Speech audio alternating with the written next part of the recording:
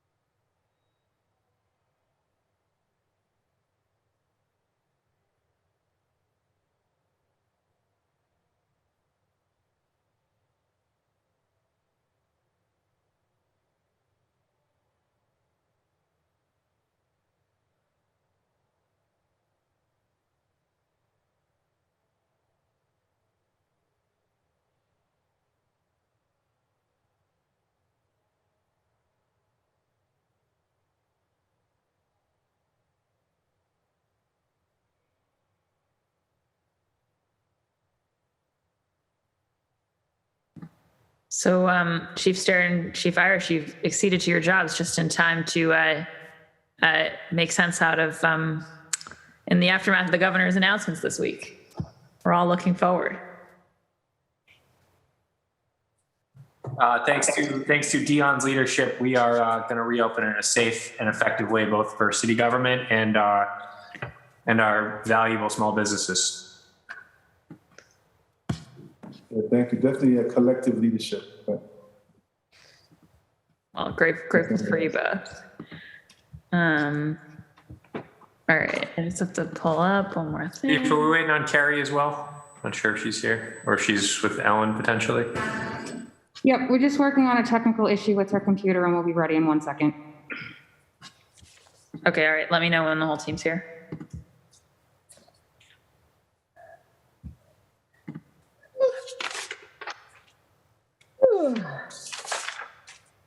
I'll see you on.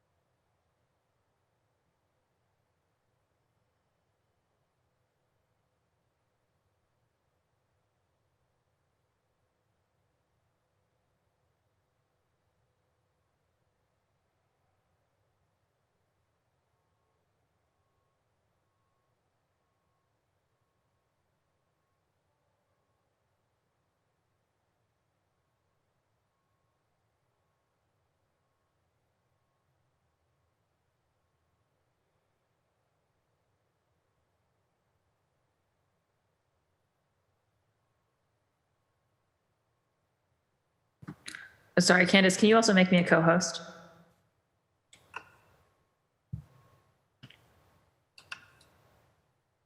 Thanks. You're welcome. Sorry about that. No worries. Just a control freak over here.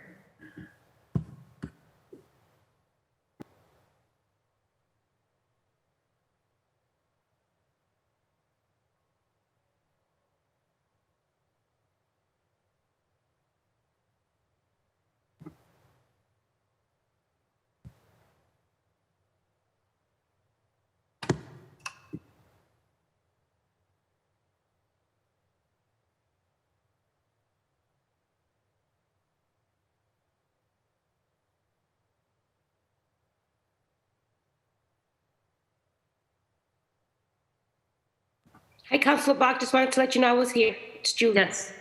Great. Thank you, Julia. I see you. See Councilor Sabi George. All right. I think we've got Carrie Griffin and Chief Stewart. Is that everyone on your end? Yep. Okay, great. All right, then we're going to get going. I am calling this hearing of the Boston City Council's Ways and Means Committee to order. I'm Kenzie Bach, the District 8 City Councilor and also the chair. This hearing is being recorded. It's being live streamed at boston.gov/city-council-tv and broadcast on Xfinity Channel 8, RCN Channel 82, and FiOS Channel 964. The council's budget review process will encompass a combination of about 35 public hearings and working sessions into early June, and then some more as necessary after that. It's a process where we really strongly encourage residents to get involved. You can go read about the budget at budget.boston.gov, the site maintained by the administration. And then to find out about our process, come to boston.gov/council-budget. And that has the list of all these hearings. And you can testify at any of them at the end of the department hearings. You can sign up at boston.gov/budget-testify. You can also email us at ccc.wm, that's WM for Ways and Means, so ccc.wm@boston.gov.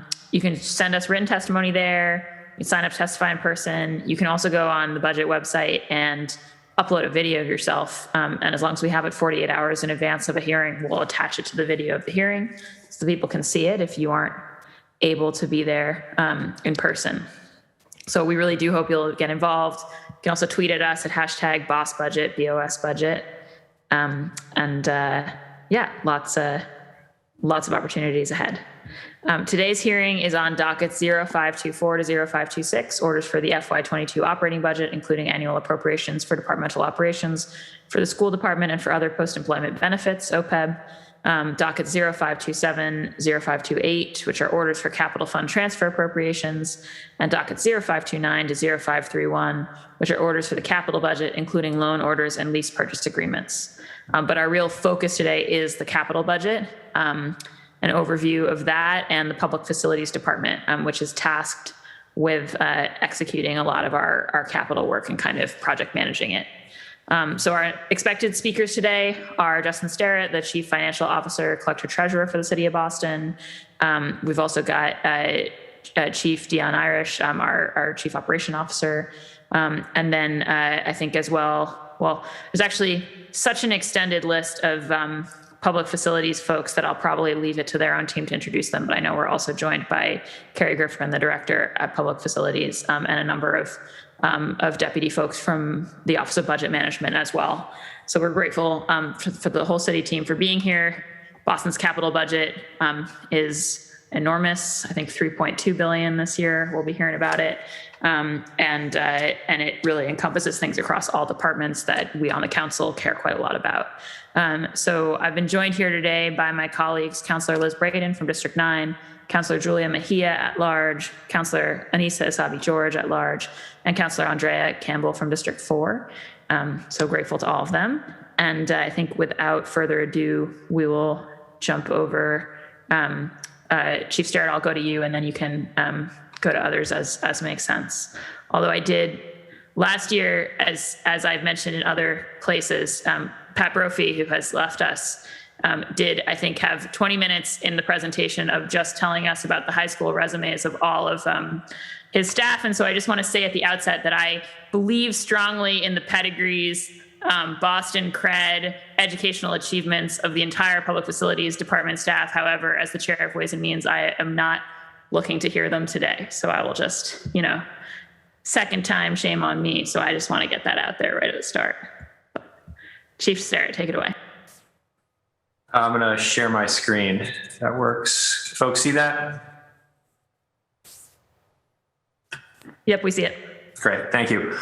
So thank you, Councilor Bach, and thank you, Council, for having us here today. My name is Justin Sterrett. I'm the Chief Financial Officer for the city. I am joined today by Jack Hanlon, Deputy Director on the capital side, and David Urkovich on the Assistant Director for the capital budget, who are really the heart and soul of developing the capital plan. And I am so fortunate to be with our city colleagues today, PFD and Chief Dion Irish and Carrie Griffin, who are really the masters of turning what we put on pieces of paper and put into Excel spreadsheets into real things that residents and constituents can go out and see in their neighborhoods and touch and use and are the cherished assets that everyone in Boston relies upon. So super grateful to have them as partners generally and to have them here today to really dive into some of the details around the major projects that, the billions of dollars that they're overseeing on an annual basis to deliver impactful projects, not only in every department across the city, but in every neighborhood across the city.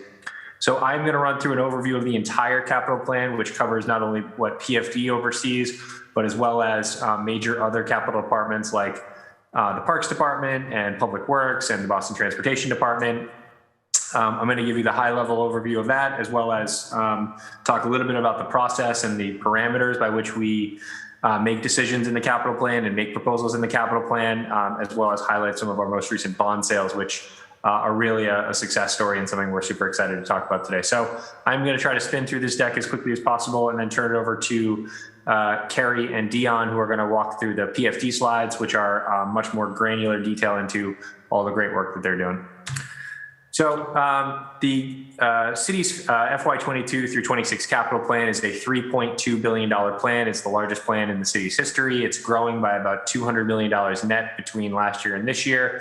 The capital plan covers the sort of capital maintenance and the new assets that we need to build and maintain throughout the city. So this is everything from roads and bridges to schools and BCYF centers and parks and libraries and City Hall and City Hall Plaza and all the different cherished sort of municipal assets we have as a city, as well as the assets that keep our city moving, transportation, bus lanes, bike lanes, pedestrian accommodations, all the like. So it is a vast plan and it covers a whole lot of different types of assets, but each one is important in its own right.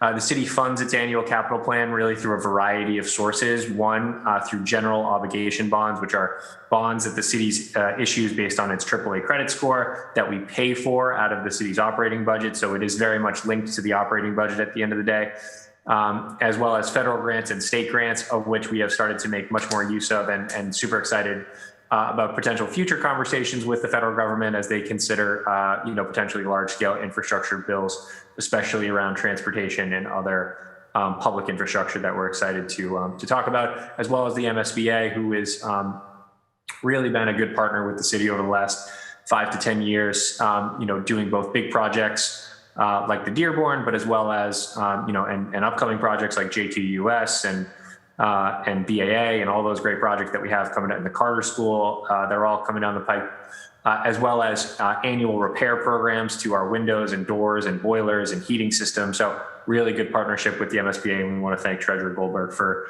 her leadership and her work on that as well. So as I mentioned, it's a $3.2 billion plan. It covers the next 5 fiscal years of spending. So FY22 through 26. We really break up the capital plan into 2 types of projects. One are standalone projects, and these are individual schools, individual libraries, individual bridges, and the like that have sort of beginning and end dates. We also have a slate of projects that we call annual programs, and that's where we invest in citywide road resurfacing, sidewalk replacement, fire engines, street tree plantings, and sort of baseline city technology that happen every year, just happen in different parts of the city depending on the cycle. So as you mentioned, Councillor, the city's capital plan is at its greatest, its highest in history. It's grown pretty precipitously over the last 5 to 10 years. It sort of stayed around the $1.5 billion range for most of the early 2000s and really started to ramp up over the last couple of years. And a really exciting time for us as we continue to invest in the city. We very much view the capital plan as a jobs tool and as a local economic driver for the city. So the more work we can put out onto the street, either through PFD or through our other capital departments or jobs and the economy that we can stimulate in Boston, especially as we think towards a post-COVID recovery, where those shared public assets are going to be even more important for folks to start to utilize as they start to emerge from their homes and the quarantine and all the different types of public health measures. So really excited that we were able to make a lot of progress in the last year from a capital perspective, but also that we're able to continue that extraordinary level of investment into the next year. So as I mentioned, we have 2 different types of projects. We have projects, we have programs. I just wanted to quickly highlight some of the major departments that fund projects in the city. So these are those standalone projects. So obviously you have stuff like BCYF, libraries, Bill BPS is one of the major departments with individual projects. Climate has obviously become a much bigger part of the capital plan recently. Housing, for the first time in the last few years, we've been introducing standalone housing projects through our work with the BHA. Municipal buildings, I'm sure if you looked outside your window, if you're at City Hall right now, you can see the massive and breathtaking work that's underway for City Hall Plaza, the $100 million project there. The Parks Department, we are doing 77 parks for over $300 million in neighborhoods throughout the entire city. So excited about that. Investments in new police and fire stations, and obviously a lot of safety and health equipment for our public first responders to make sure that they are getting the equipment and the safety materials that they need. I think we're pretty proud to say that we've replaced most of, if not all of, the entire fire engine fleet in the last couple of years. So we're excited about that investment. And then finally, transportation is the sort of individually the largest type of project that we have here, about $800 million in projects paired with about $200 million in Vision Zero annual work to put the Transportation and Public Works Department at over $1 billion of the entire capital plan. So really reflecting the city's and the mayor's commitment to Vision Zero, but also improving all modes of transportation when it comes to bike lanes, bus lanes, travel, traffic mitigation, and pedestrian safety are all very high on the list and all contain massive amounts of investment in this capital plan. So just very quickly talking about the annual programs. So annual programs are the things we do every year, and that's things like roadway resurfacing and walkable streets. One of the exciting new investments we have in this year's capital plan as a program is a new renewed commitment to making sure every ADA ramp in the city is ADA compliant by 2030, and that's a $25 million investment that we'll be investing in.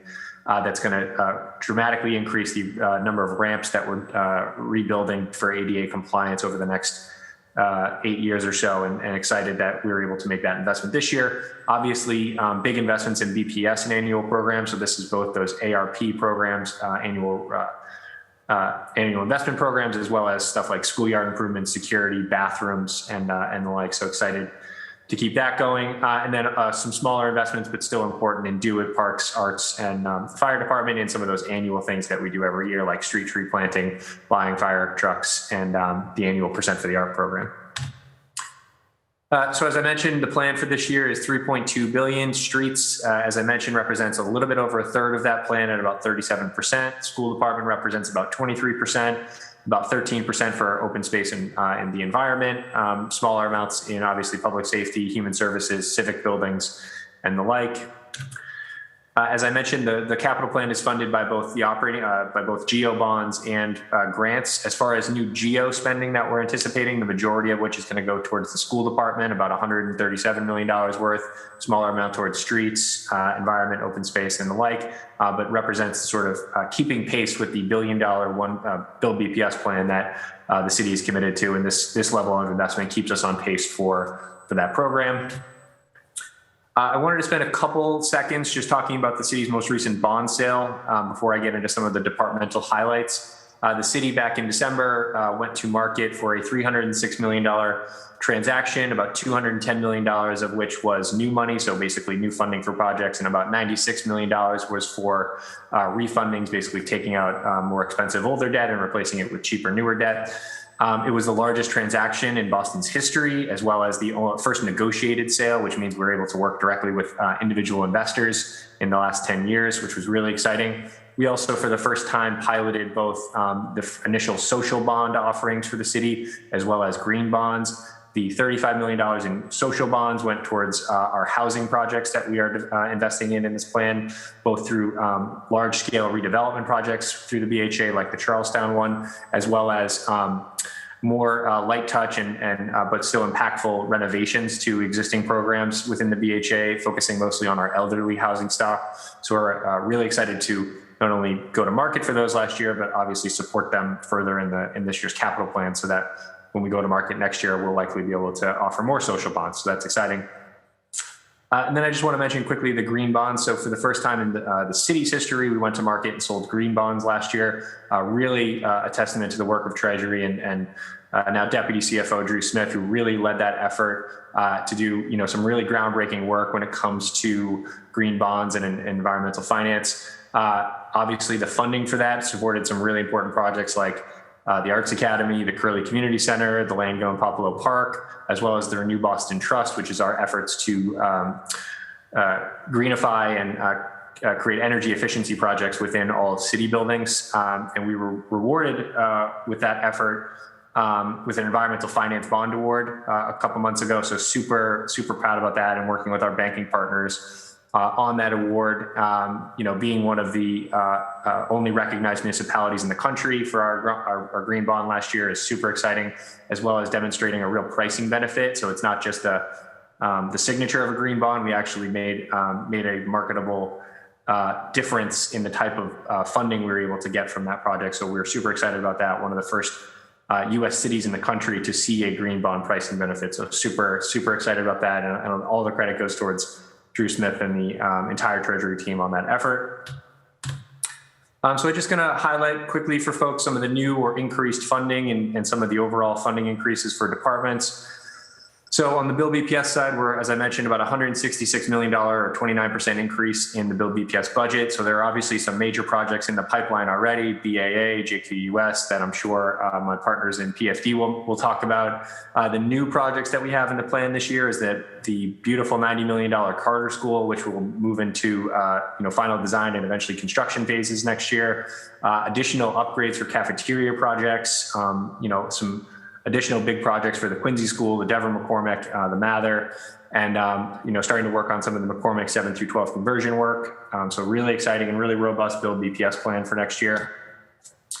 As I mentioned on the street side, another big investment there. I'll really talk about some of the new stuff there, but there is a whole lot of work, and you can see it on this map right now. Basically, a really comprehensive approach to the Mass Cass, Melnia, Washington Street corridor, where there's obviously been a fair amount of traffic incidents, but also safety issues that we're wanting to improve. So we're really taking a holistic approach on how to improve the transportation in that area. So that's both dedicated bus lanes, but also improvements to Melnia Cass Boulevard, expanding the strategic bike network in that area, and then also investments in Boylston Street, and then Vision Zero for next year, not only continuing the work that's in the plan right now, but also increasing that so that our friends in BTD can continue that work into next year with new neighborhoods. On the park side, I won't get into too many of the existing projects, but it's obviously stuff that we are all, thanks to the council's support over the last couple of years, very indebted to and invested in the Boston Common Plan, the Franklin Park Master Plan, a $20 million project in Four Point Channel, McConnell Park, our annual street tree planting program, which was something that we made a big investment in last year that we're able to continue for this year. Super excited about those. And then new parks, I won't read this entire list. I'll just highlight some of the major ones. Copley Square, a $15 million increase to rethink the Copley Square Park and reinvest in that major renovation for that. The Malcolm X Park, which is actually also going to be one of the first equitable procurement pilot programs that we'll be undertaking to not only bring a robust new city asset, but also do so in a way that is investing equitably, consistent with the most recent equitable procurement executive orders. And then a whole host of new investments in other parks and other neighborhoods, Jeep Jones, Moakley, Christopher Columbus, Harambe, the Dorchester Park Pathways Project, Coppin Square, and Paula Titus are all new funding in this year's plan. So we're super excited about that. On the Bpl Library side, it is a very robust plan, and we have so much in the pipeline already. Adam Street, obviously under construction right now. Rare Books under construction right now. We have new projects moving from study either into design or into construction at Eggleston, Fields Corner, and Uppers Corner. And Faneuil, sorry, I missed that one. As well as some new funding for projects, including the Chinatown Branch Library, a study of the South Boston to redo the current South Boston Library, as well as an increase for the Rosendale Library, and some Central Library facade study work to make sure that the McKim building is in great shape to continue on some of the recent investments at Central Library. On the public health side and the municipal building side, just quickly, you can probably look out your window and see the beautiful City Hall Plaza, the Engagement Center in the South End, as well as Woods Mullen, both under construction to be completed this year. Court Street, obviously across the street, is in design, and some investments in both the EMS radio system as well as the Family Justice Center. And then some new funding for municipal facilities, which is mostly City Hall, as well as the EMS training facility at the Rivermore, which is both a training facility and will contain a new bay for EMS to service the West Roxbury, Rosendale, JP area, as well as Long Island funding to continue the work on design. Obviously, our friends in PFD, Public Health, and HHS, continuing to work on the Long Island facility, especially getting that ready for design as we simultaneously continuing to work through the process with Quincy and the courts and state around permitting for the Long Island Bridge itself. So funding to keep that work going, and excited to see how that continue to work on that into next year. Very quickly on public safety, again, don't have to mention this to all of you, but Engine 17 currently moving from design into construction in the next year. Engine 42 under construction, obviously, to be completed later this year.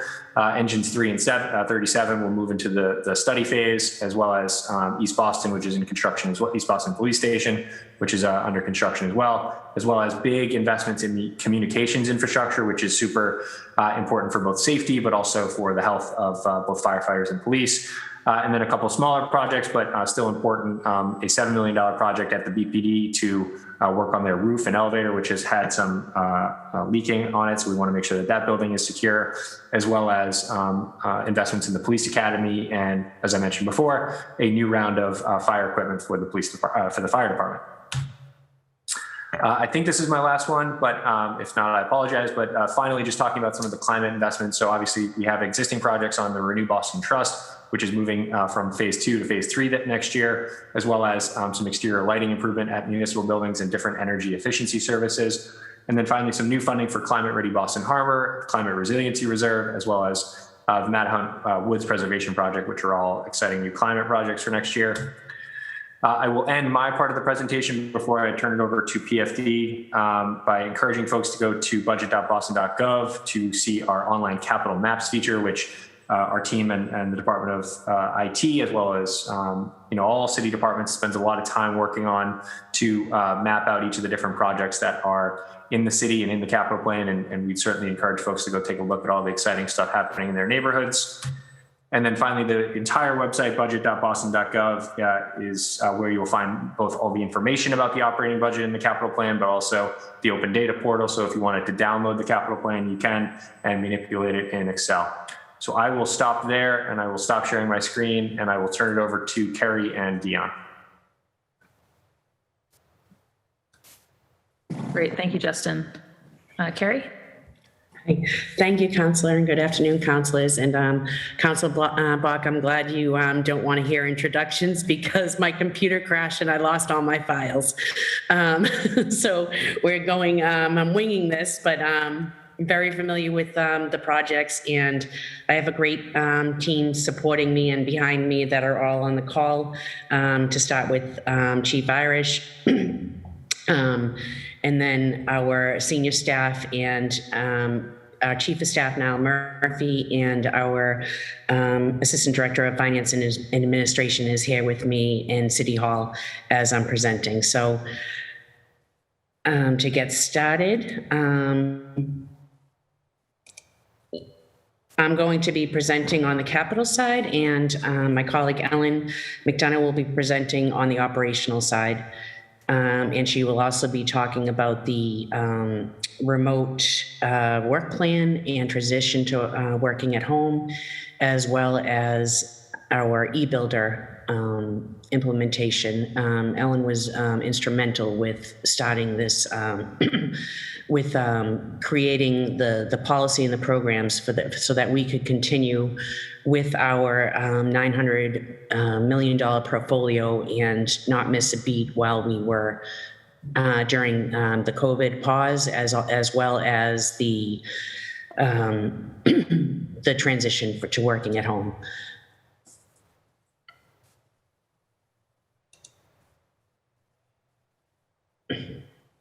So just to start off, who we are responsible for the program and design of construction of all the municipal facilities and partner with all user agency groups to improve the quality of the end user's experience in the environment for city employees, as well as building and renovating state-of-the-art facilities for the community.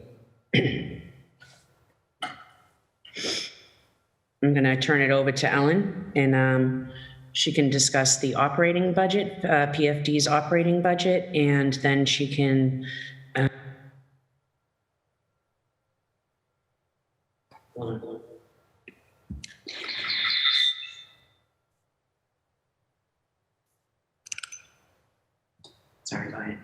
PFD's operating budget is lean. This year, our operating budget totals $7,537,870, almost all of which accounts for salaries. This represents an increase of 7% over FY21. We have a small non-personnel budget that covers things like office supplies, training, and equipment. We currently have 69 staff members, including project managers, architects, clerks of the works, our contracts unit, and administrative staff. Given the increase in projects that we manage, we hope to add 2 positions to our ranks this year, a project manager 1 and a project manager 2. Carrie and I did a deep dive with OBM on the new projects we will be assigned this year if the budget passes, and based on that assessment, we requested these 2 positions. We are grateful to Mayor Janey and the team in OBM for honoring our request. We hope that this body will support our budget as well so we can continue to effectively deliver our projects on budget and on time. This year has obviously seen a lot of change across the city, and PFD is no exception. Prior to the pandemic, PFD had an extremely paper-driven process. Contracting, bidding, invoicing, public facilities commission votes were all prepared and approved on paper. Some of these documents could be hundreds of pages in length. Additionally, most, if not all, project files were only available on the city's network. In the weeks leading up to the pandemic, we began to move all of our project files online so that in the event that we had to work remotely, they would still be available to us. Once we left the office, we procured e-signature software so that everything could be approved remotely as well. I am proud to say that the staff at PFD never had any pause in project payments or work on projects that were in design because we were able to successfully pivot to electronically processing our work. You may have noticed that our office supply line decreased by $14,300. There was an elaborate system in place for all the documents and approvals that I mentioned earlier. This included a large amount of paper, folders, clips, tabs, etc. While we will always require some office supplies like any office would, we have been able to eliminate a large amount of those costs permanently by moving everything online.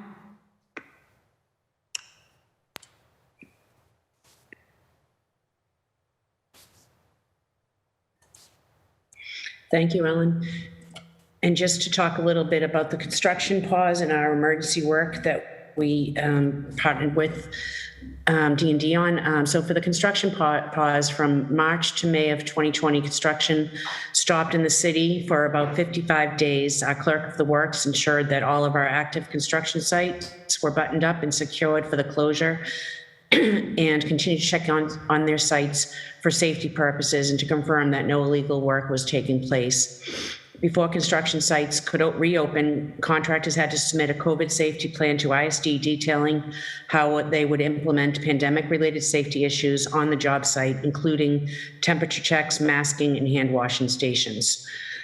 On the emergency work piece, in April of 2020, during the first spike of the pandemic, we worked with our partners at D&D to create an emergency 40-bed homeless shelter so that if our existing shelter system got overcrowded, we could still have room for guests to socially distance. Our team designed the facility in 1 week and built it in 2 weeks. We also assisted the mayor's office with creating a 500-person COVID hospital facility at the Boston Convention Center called Boston Hope. I'm gonna turn it over.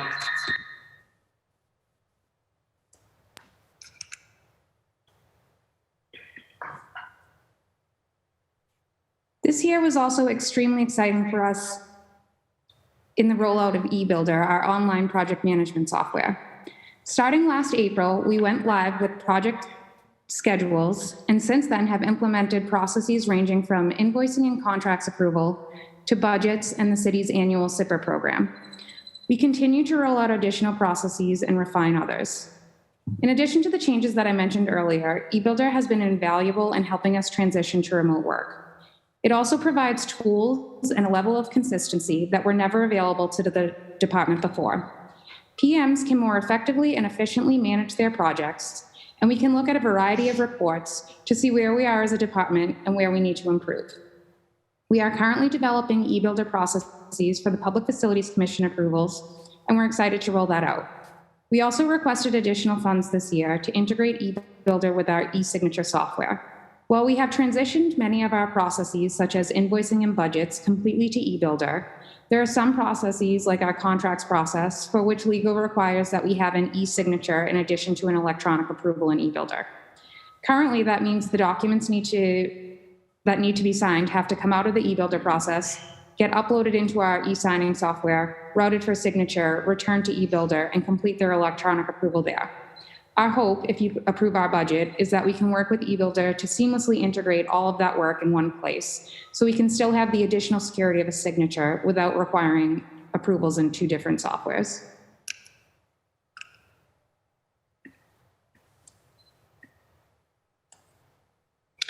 Thank you, Ellen. On the Renew Boston Trust is a partnership between PFD and the Environment Department and the Budget Office.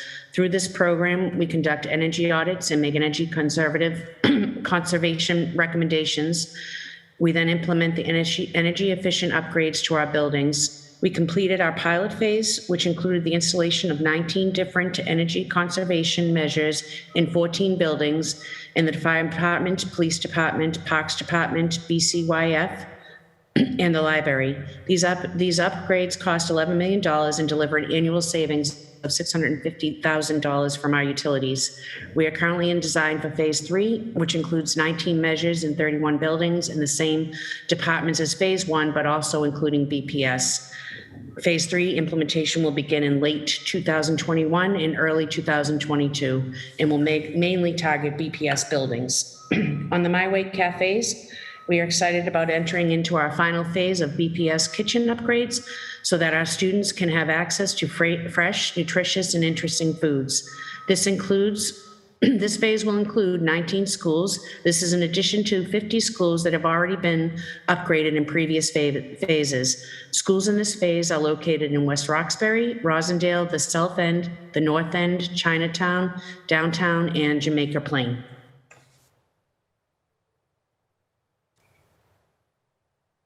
So who we are on the capital side,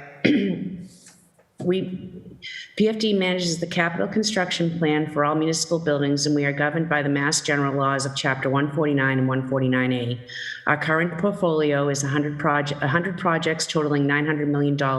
In the next fiscal year, we will be adding an additional 21 projects.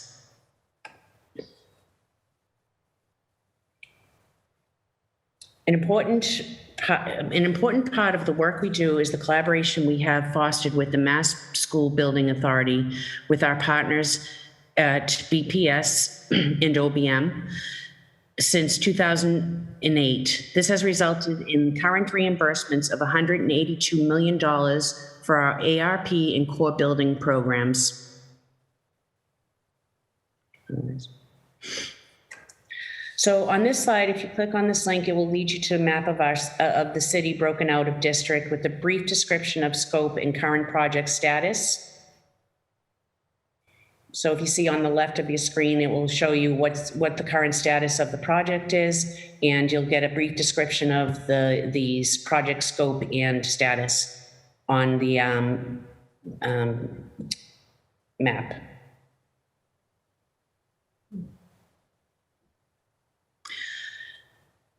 So the mayor and our city council have made an incredible investment in our public libraries. We are in the process of completing the Adams Street branch, the Rosendale branch, and the rare books at the Central Library, as well as engaging with our neighbors for community feedback through the study and design process. Two of the highlighted projects currently in the study phase, Eggleston Square and West End, we are working with our partners at D&D to look at the viability of these sites as housing public assets. We have our 5th community meeting this evening for Eggleston Square to look at the housing option.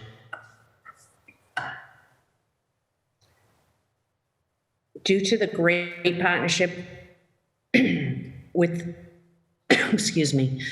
with the City Council, we've been able to secure significant funding for the JQUS project in the amount of $82 million in reimbursements. This will be a signature project in the Chinatown neighborhood, and construction for the swing space will start in June of 2021, and the new building will start in September of 2021.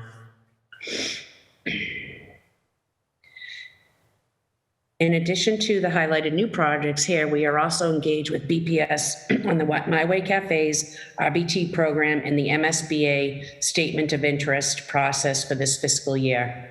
We look forward to working with our partners on these projects, these new projects that we will be putting forward with BPS.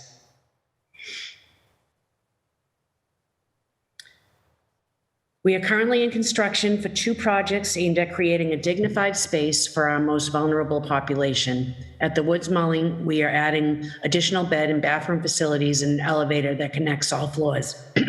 At the Engagement Center, we're about 50% through with construction of a welcoming space for individuals that provides basic resources such as clean bathrooms, quiet spaces, and workstations. This will also assist with connecting individuals to pathways for housing and recovery services.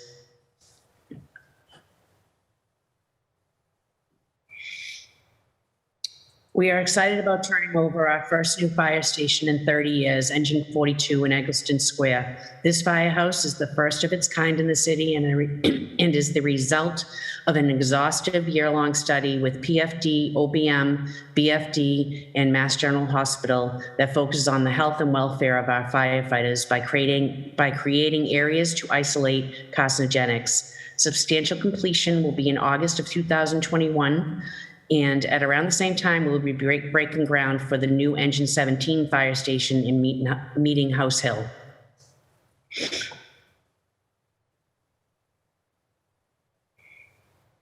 So thank you all, and to all our city workforce for your patience with us as we transform City Hall Plaza. The current noise and disruption will be worth it when we turn over next spring a reimagined public gathering space.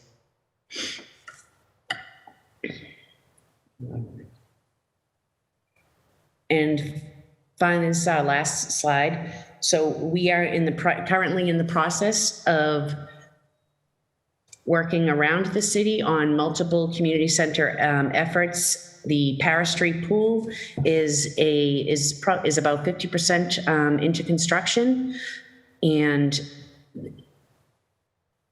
we will be working through.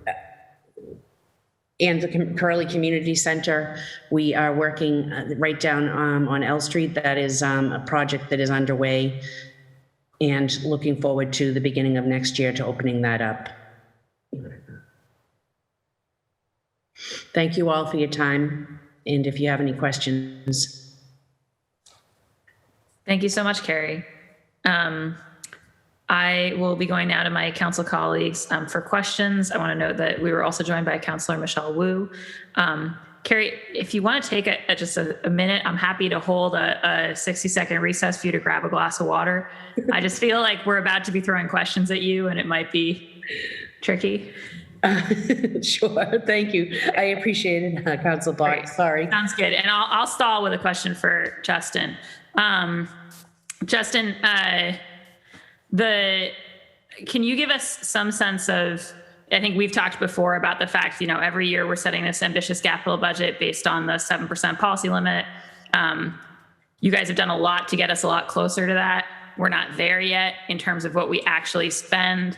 I don't have it in front of me, but we're probably sitting more at, 4.5, 5, where maybe you have the numbers for where we kind of land retrospectively on how much of that target. And I guess I had raised this at the social and green bonds hearing that we had, Councilor Wu and I, but I'm not sure that we actually addressed it, which is sort of, have we thought about having some of those things that we have that are kind of more scalable, adjustable, like the tree planting, like the streets works projects, whatever, sort of ramp up because we noticed 6 months in that a school has gotten bumped back 3 months. And so we're going to be well under the authority. I'm just kind of curious if you can talk to the opportunities to tailor more closely to meeting those ambitious goals. Sure. Jack was quick with the figure, so I can give you the number. So we're at about 5.5% for FY22, but that is a number that'll scale up and get to 7% by fiscal year 2026, I believe. Yeah, 2026 will be at a shade under 7%. It is always a balancing act, as we discussed at the last hearing. What I will say, though, is that despite COVID and really thanks to PFD's great work and the work of all of our other capital facing departments, we are on pace for the most spending ever in the city's history in FY21. So we are constantly pushing the needle on spending more every year. It is always going to be a little bit of an art as much as we would like to make it a science, because there is a tremendous amount of complexity that go into these capital projects, both from a construction point of view, but also from a neighborhood, a permitting, a zoning. All of these things take time, and we have to sort of prepare. We do plan to over borrow from that 7%. So we are already borrowing more than sort of that 7, or we're planning to, with the idea that some of that is going to fall off because of some of these reductions. I will say, we tend to agree, and we tend to try to ramp up some of those annual programs that we know we're going to do every year. There is always a lot of complexity that goes into those as well. Even something that seems as sort of straightforward as either road repaving or street tree planting is, there is also a certain amount of construction that can go on in the city at any time anyways. We can't shut down every road so that we can all repave them because we have some extra bonding capacity. So I think we're always mindful of the balancing act of that, and it's something that we're trying to push forward on. But it is always going to be a little bit of a lag depending on where we are with the construction cycle.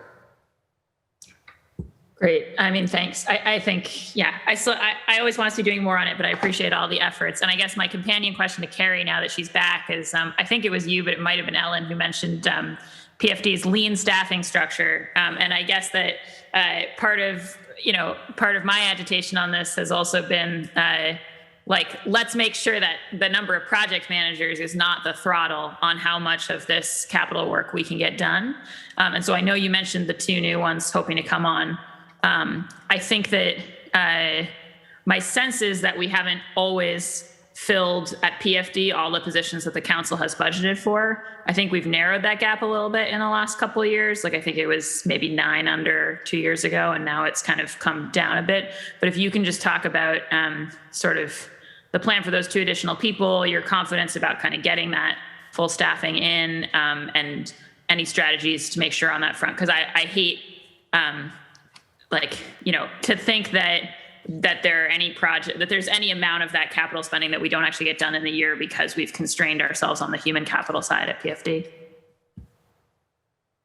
Before they answer, I'll say that was a little bit of a setup. I think we're very proud of our investments at PFD and growing the size of their staff considerably over the last couple of years. But I know that Carrie, Dion, and Ellen can always do more with more. Thanks, Chief. Yes, no, I've been in this position now, I think, for 2 months, and we've looked at, and we worked with our partners at OBM to they recognize the need. Sometimes it's difficult to fill our positions because they are technical, and you do need a level of expertise in construction or engineering.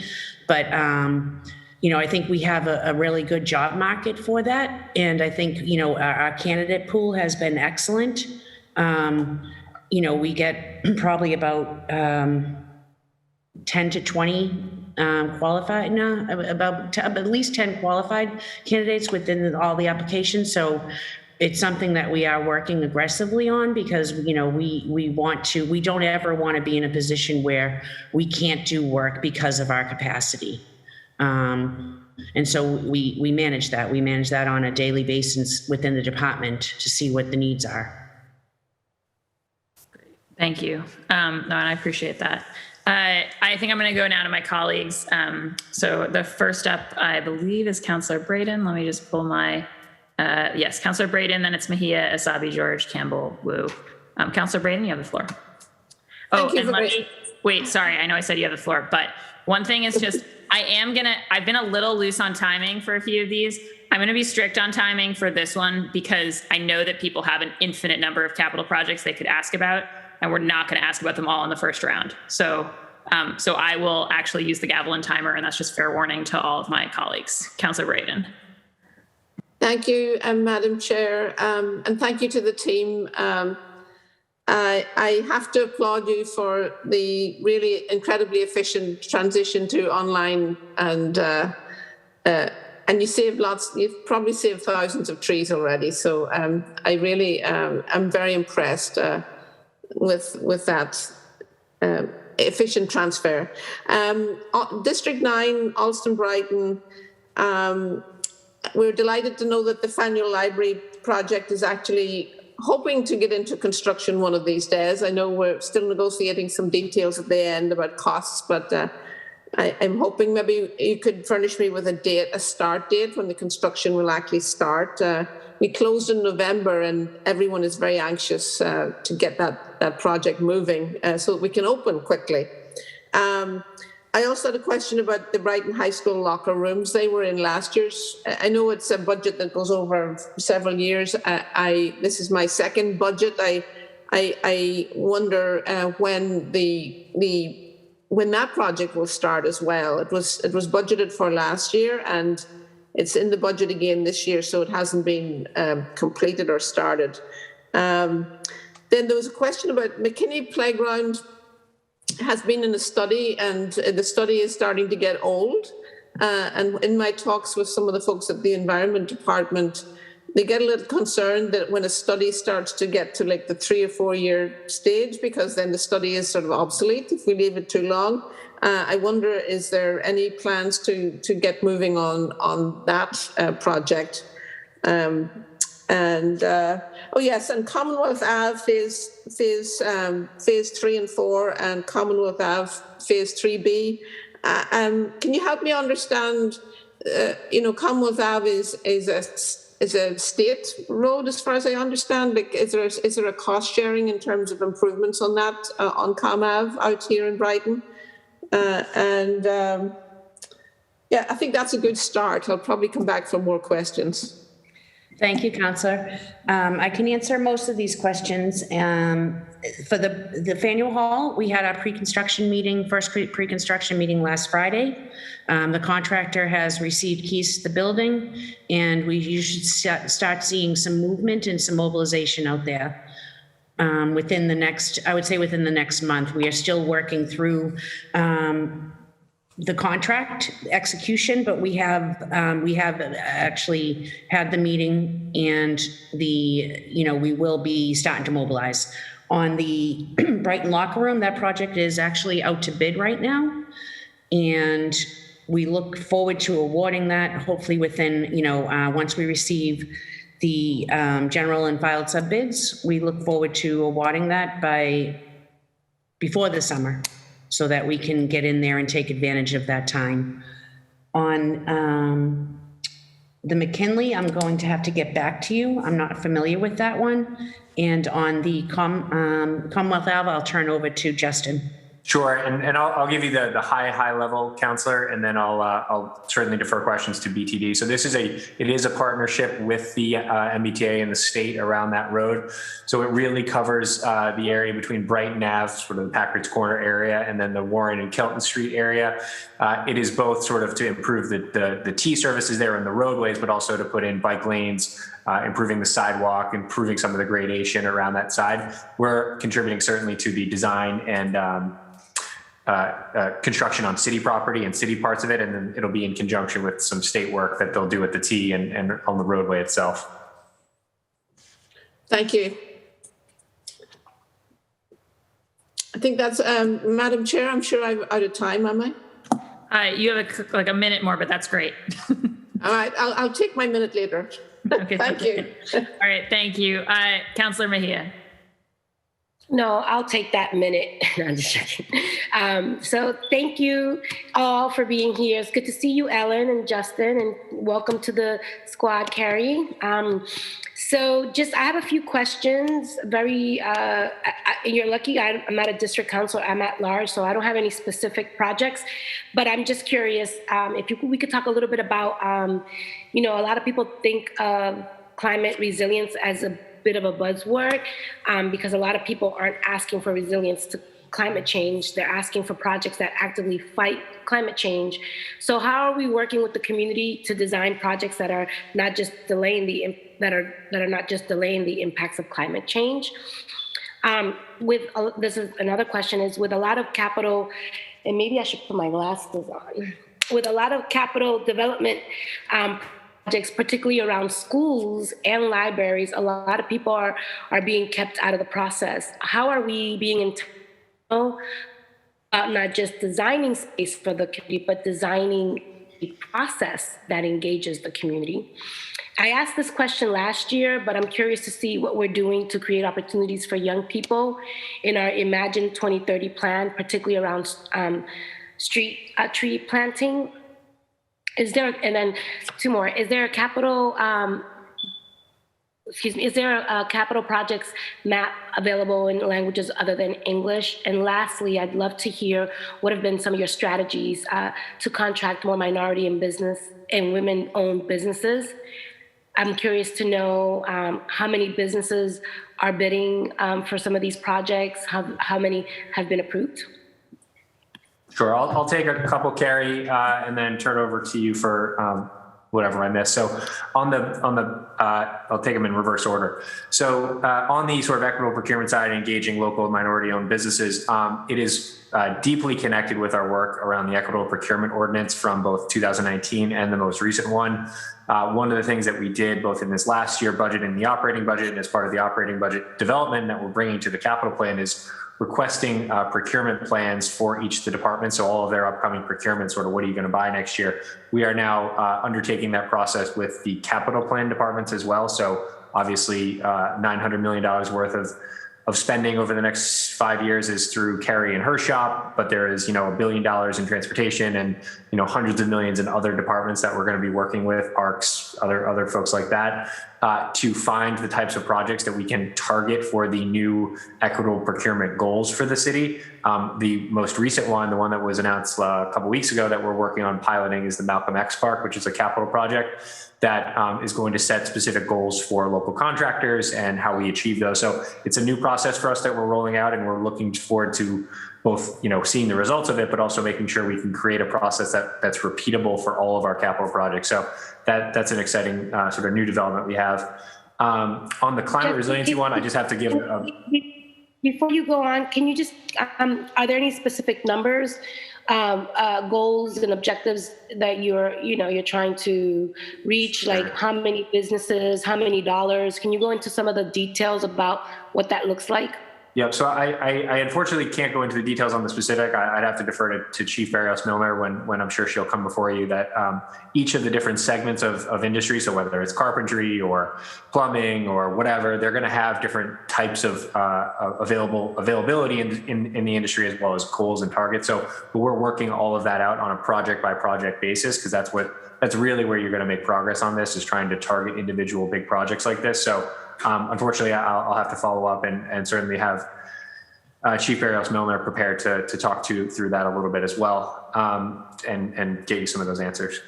On the climate resiliency piece, I just want to mention really two big projects. One that thinks about the long-term structural changes, and certainly around energy efficiency and energy conservation through the Renew Boston Trust, which is really about attacking the long-term effects of climate change and the long-term changes to climate change. And then I have to mention the Curlew Community Center, the big, beautiful new community center that's going to be a resilient asset, both on the waterfront, that's going to protect the neighborhood behind it, but also make sure that the building is there for years to come. So it's both a how do we attack the long-term effects of climate change and trying to reverse them and stop them, and then how do we protect those neighborhoods using those city assets that we do have that are on the waterfront as natural barriers.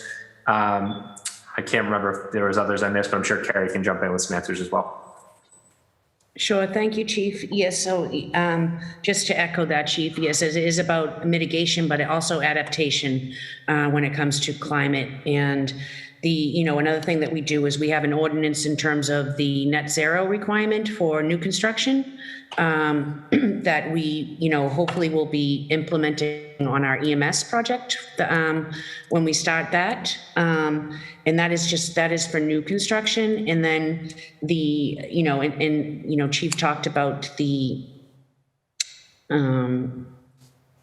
Curlew Center. That's again a big one for us in terms of in all of our buildings, in terms of we don't put our we do not want to put our mechanical spaces in the basements. We want those on the higher floors. We want to, the RPT program, we're looking for, we also, rebates and looking for all efficiencies. And not only that, like we also have partnerships. When we enter into any construction contract, we enter into partnerships with National Grid and Eversource, and we do a rebate program based on that. So we always, So I'm sorry, Carrie, because I see the gavel and I feel well-versed and appreciate the climate change answer, and I definitely would like to hear about your community engagement processes. Can we just at least get some feedback around that? And then I guess I'll just have to wait for the next round to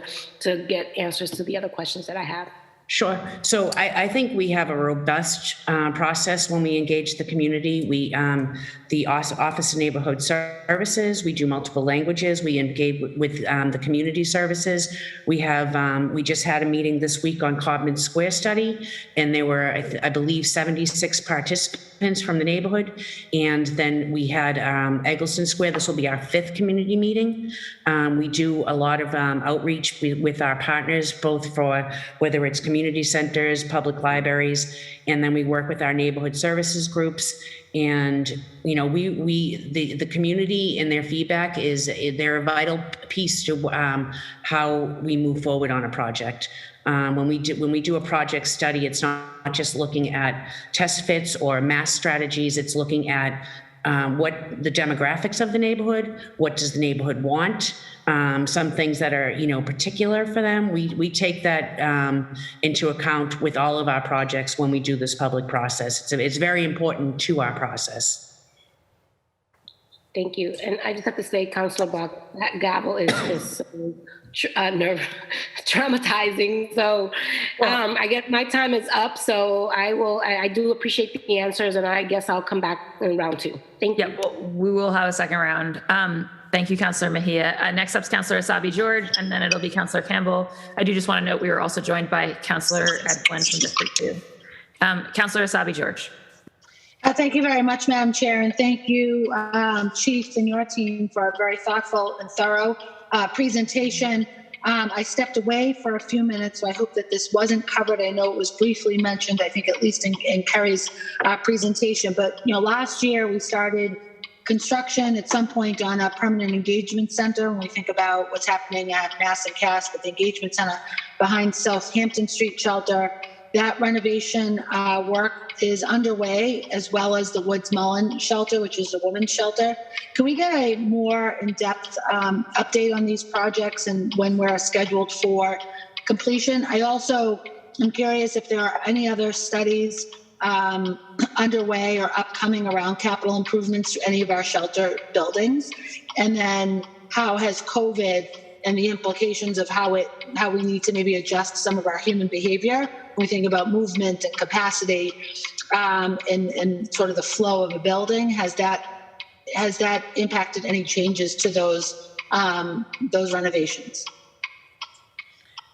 Thank you, Council, for the question. So to answer the first one, an update on status, the engagement center is substantial completion. Hey, you've been busy. November of this year. The Woods Mullen, the original date was supposed to be for November, but we did run into issues with the Roxbury Canal. And we're working through those with our partners at Boston Water and Sewer. So there has been a delay in that project. And so we're anticipating that, which was supposed to be a November turnover, will probably be now a January, but I can update you more on that as we progress and work through these issues. In terms of did the COVID change the design? No, not the current design. I think, you know, what we're doing at the Woods Mullen shelter with adding new beds and bathroom facilities, you know, that's going to improve. They currently do not, they don't max their occupancy there. And, you know, we work very closely with them, and, you know, Jerry Thomas and the whole public health group, they're fantastic partners, and we work very closely with them through the project, through the schedule, through issues, through, you know, if there's something that we can do for them during the project that if we need to pivot towards something. So and I'm sorry, I didn't write down your other question, Counselor. I apologize. The third question, that's no worries. The third question was more around, any studies in the pipeline around additional capital improvements, in particular when we think about our homeless population and the shelter services we provide as a city. Sure. So we are currently have a master study underway for the Long Island Recovery Center, and that will be concluding within the next month or two. We're looking at schedules and approach, on that, and we will be moving forward with that project in terms of starting some stabilization and mitigation of the island and some of the infrastructure on our facilities and utilities there. So that will be moving forward. That's great. I'm really thrilled to hear about that. And I think we'll have a longer conversation in a subsequent hearing around some of that work. And I'm sure that I cannot see Madam Chair on my phone. So I think for a second round, but I'll preview it now. I do believe that we should be doing a study around some capital funding, capital improvements around the Boston Police Crime Lab. I understand that the department has an old item or an old study on file, and that there is some investment this year in an expanded forensics upgrade or some sort of facilities upgrade for the forensics lab. And there's a direct correlation between the quality and the ability and the capacity of our lab to solve crime and to investigate crime, but also to make sure that we're reducing the number of unsolved cases, some state requirements around processing unsolved rape cases, and making sure that we've got the resources that we need in a crime lab that is certainly highly accredited in a model. We just need more space and a greater ability to do the work that's there. So perhaps in the next round we can get to that. So I'm certain my time is up now. Thank you, Madam Chair. Thank you, Councillor Asabi George. I will give, just for continuity, if Carrie or Justin or anyone wanted to say a word on the crime lab. Right. Why don't we save it for the next round? Because I wouldn't mind a little bit more of an expanded. Okay, that's fine. Piece. That's Thank fine. you. All right, so be prepared for the second round to get in on that in detail. All right, Councillor Campbell, and then I think we'll be going to Councillor Flynn. Councillor Campbell. Thank you, Madam Chair, and thank you, of course, my video isn't on, and thank you, of course, to everyone for their hard work, particularly in COVID. It would be helpful as maybe we can just get a list, probably, which projects, we've been talking about what does it mean to accelerate some of the capital projects, either with some of our recent COVID relief dollars or because interest rates are so low. Let's take full advantage, right? So just curious, what projects have been accelerated? So if there's a list of projects, for example, that would be helpful. And then the second question, I guess the first wasn't really a question, but the second one is on Long Island. Obviously, we've been talking about rebuilding the bridge, Long Island, for a really long time. That is going to take a long time, and we sort of knew that even when it was introduced. So I'm just curious if the administration has explored Ferry Service, feasibility study around Ferry Service, connected with some of our medical institutions around how this might work, because there seems to be a greater appetite for this, not as a way to do away with the Long Island Bridge rebuild, fully support that, but something more in the short term. So I'd love to hear some more on that. Sure, I'll take a crack at both of those, Councillor. Thank you for the questions. Thank you. What I would say is on what we've added to the plan, so we've added about $350 million, a huge amount of money to the plan for this year. So we can certainly give you a list of all the new projects that are in the plan. As far as what do we think about for federal dollars, we haven't had that conversation with the council yet, and the school committee is just kicking off their conversation around that money as well. So I do think that that'll be center in that conversation. It's one, a good use of the money. It's two, it's one time in nature, so it makes sense to use federal money for those purposes. And it's badly needed in many of our buildings that were built, especially in the school department before World War II. So certainly that'll be front and center, I think, in many of those conversations. As far as the Long Island goes, as Carrie mentioned, we're finishing up the design, or the study, I should say, of the island itself and sort of what are the facilities and what are the programming that'll go out there. I will say that, you know, when you talk to the public health experts, it is pretty hard to run a meaningful facility out there without a bridge, right? Even if you do ferry service, even if you build some on-site stuff, you're going to need sort of a bridge in some capacity to get the type of emergency services and type of approvals from the state that we will need to run the type of medical facilities we'll want out there. But I would defer to, you know, further conversations with both Chief Martinez, but PHC and Carrie as well around what those capabilities are. It's certainly something that we're trying to do. You know, we're trying to look at all options right now. The bridge is a significant commitment, and we've had a substantial amount of legal victories in its approval process, and we are very close to getting all the approvals we will need from the state to move forward with it. And, you know, we are committed to rebuilding that bridge, and we are committed to building a campus out there. And this budget in 22 and 26 moves forward with the goal that we're doing both at the same time. We're working on the buildings and we're working on the bridge.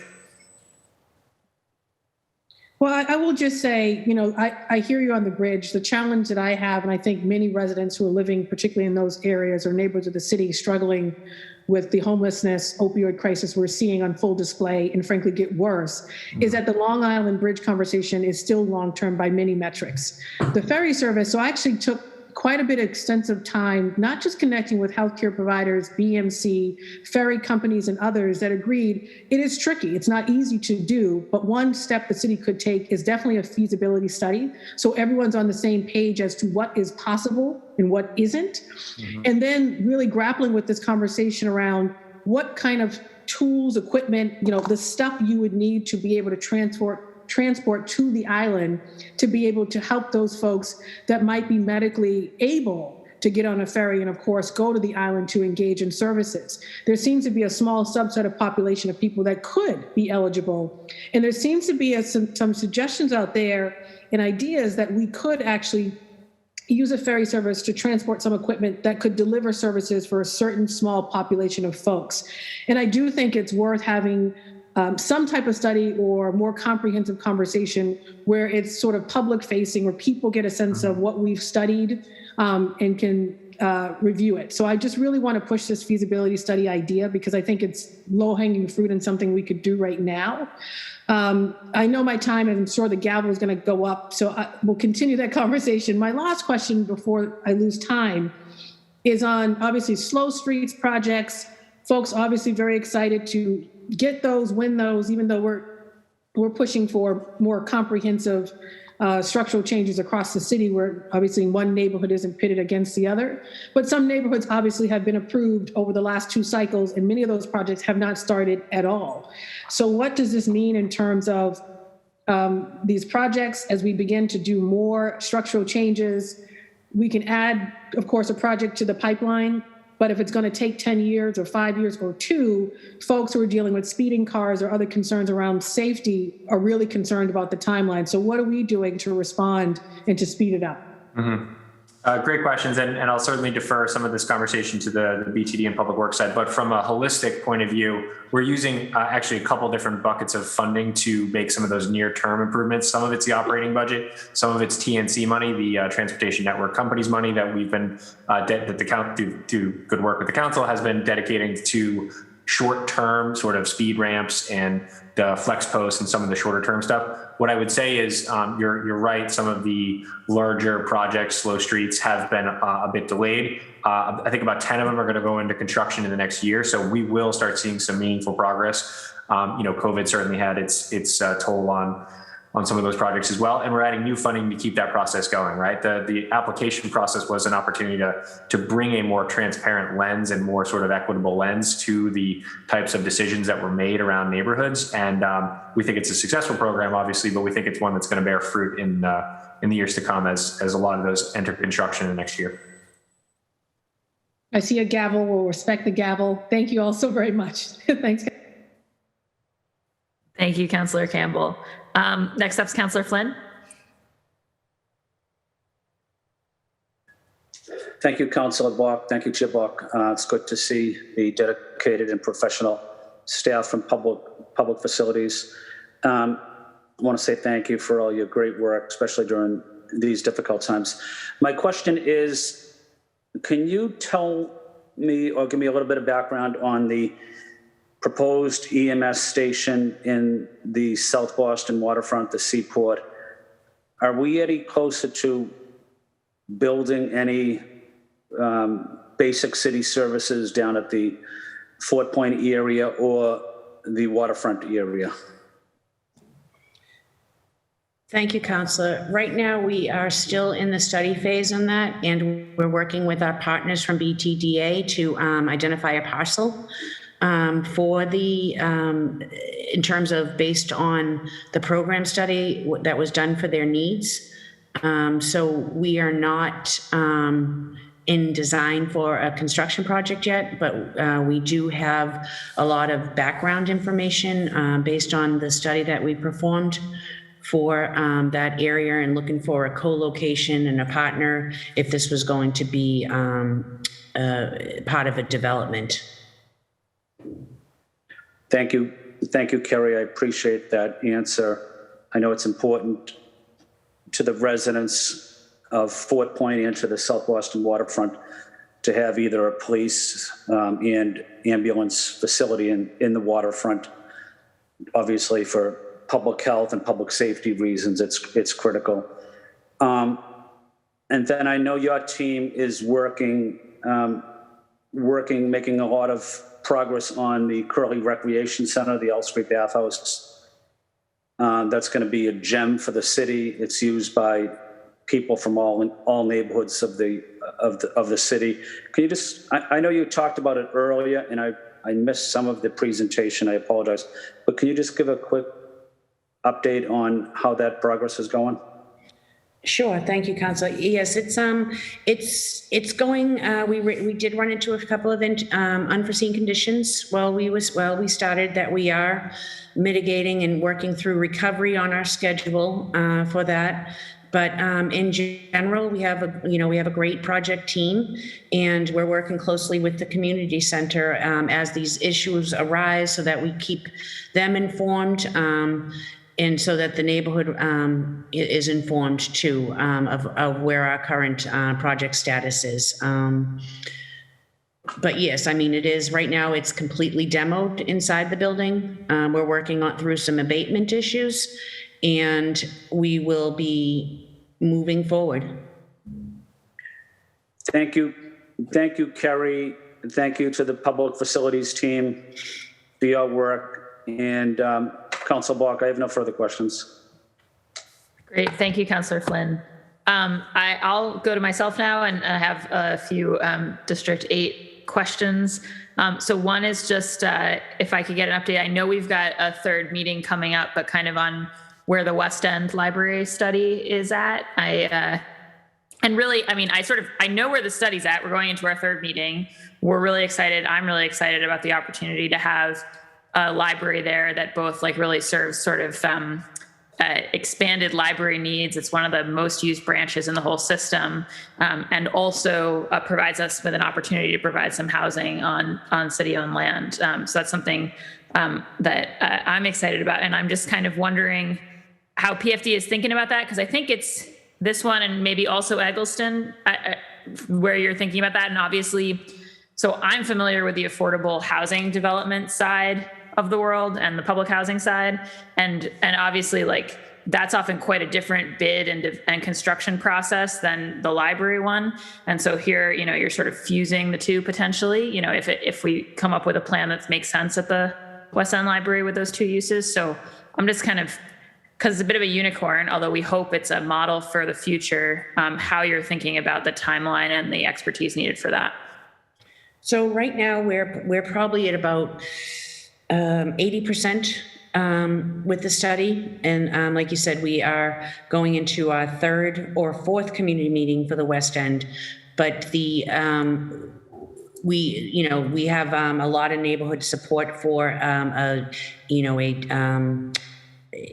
dual building housing and library in the West End project. And we're working closely with Taylor Kane and the D&D team for that. But in terms of where we should be complete with our study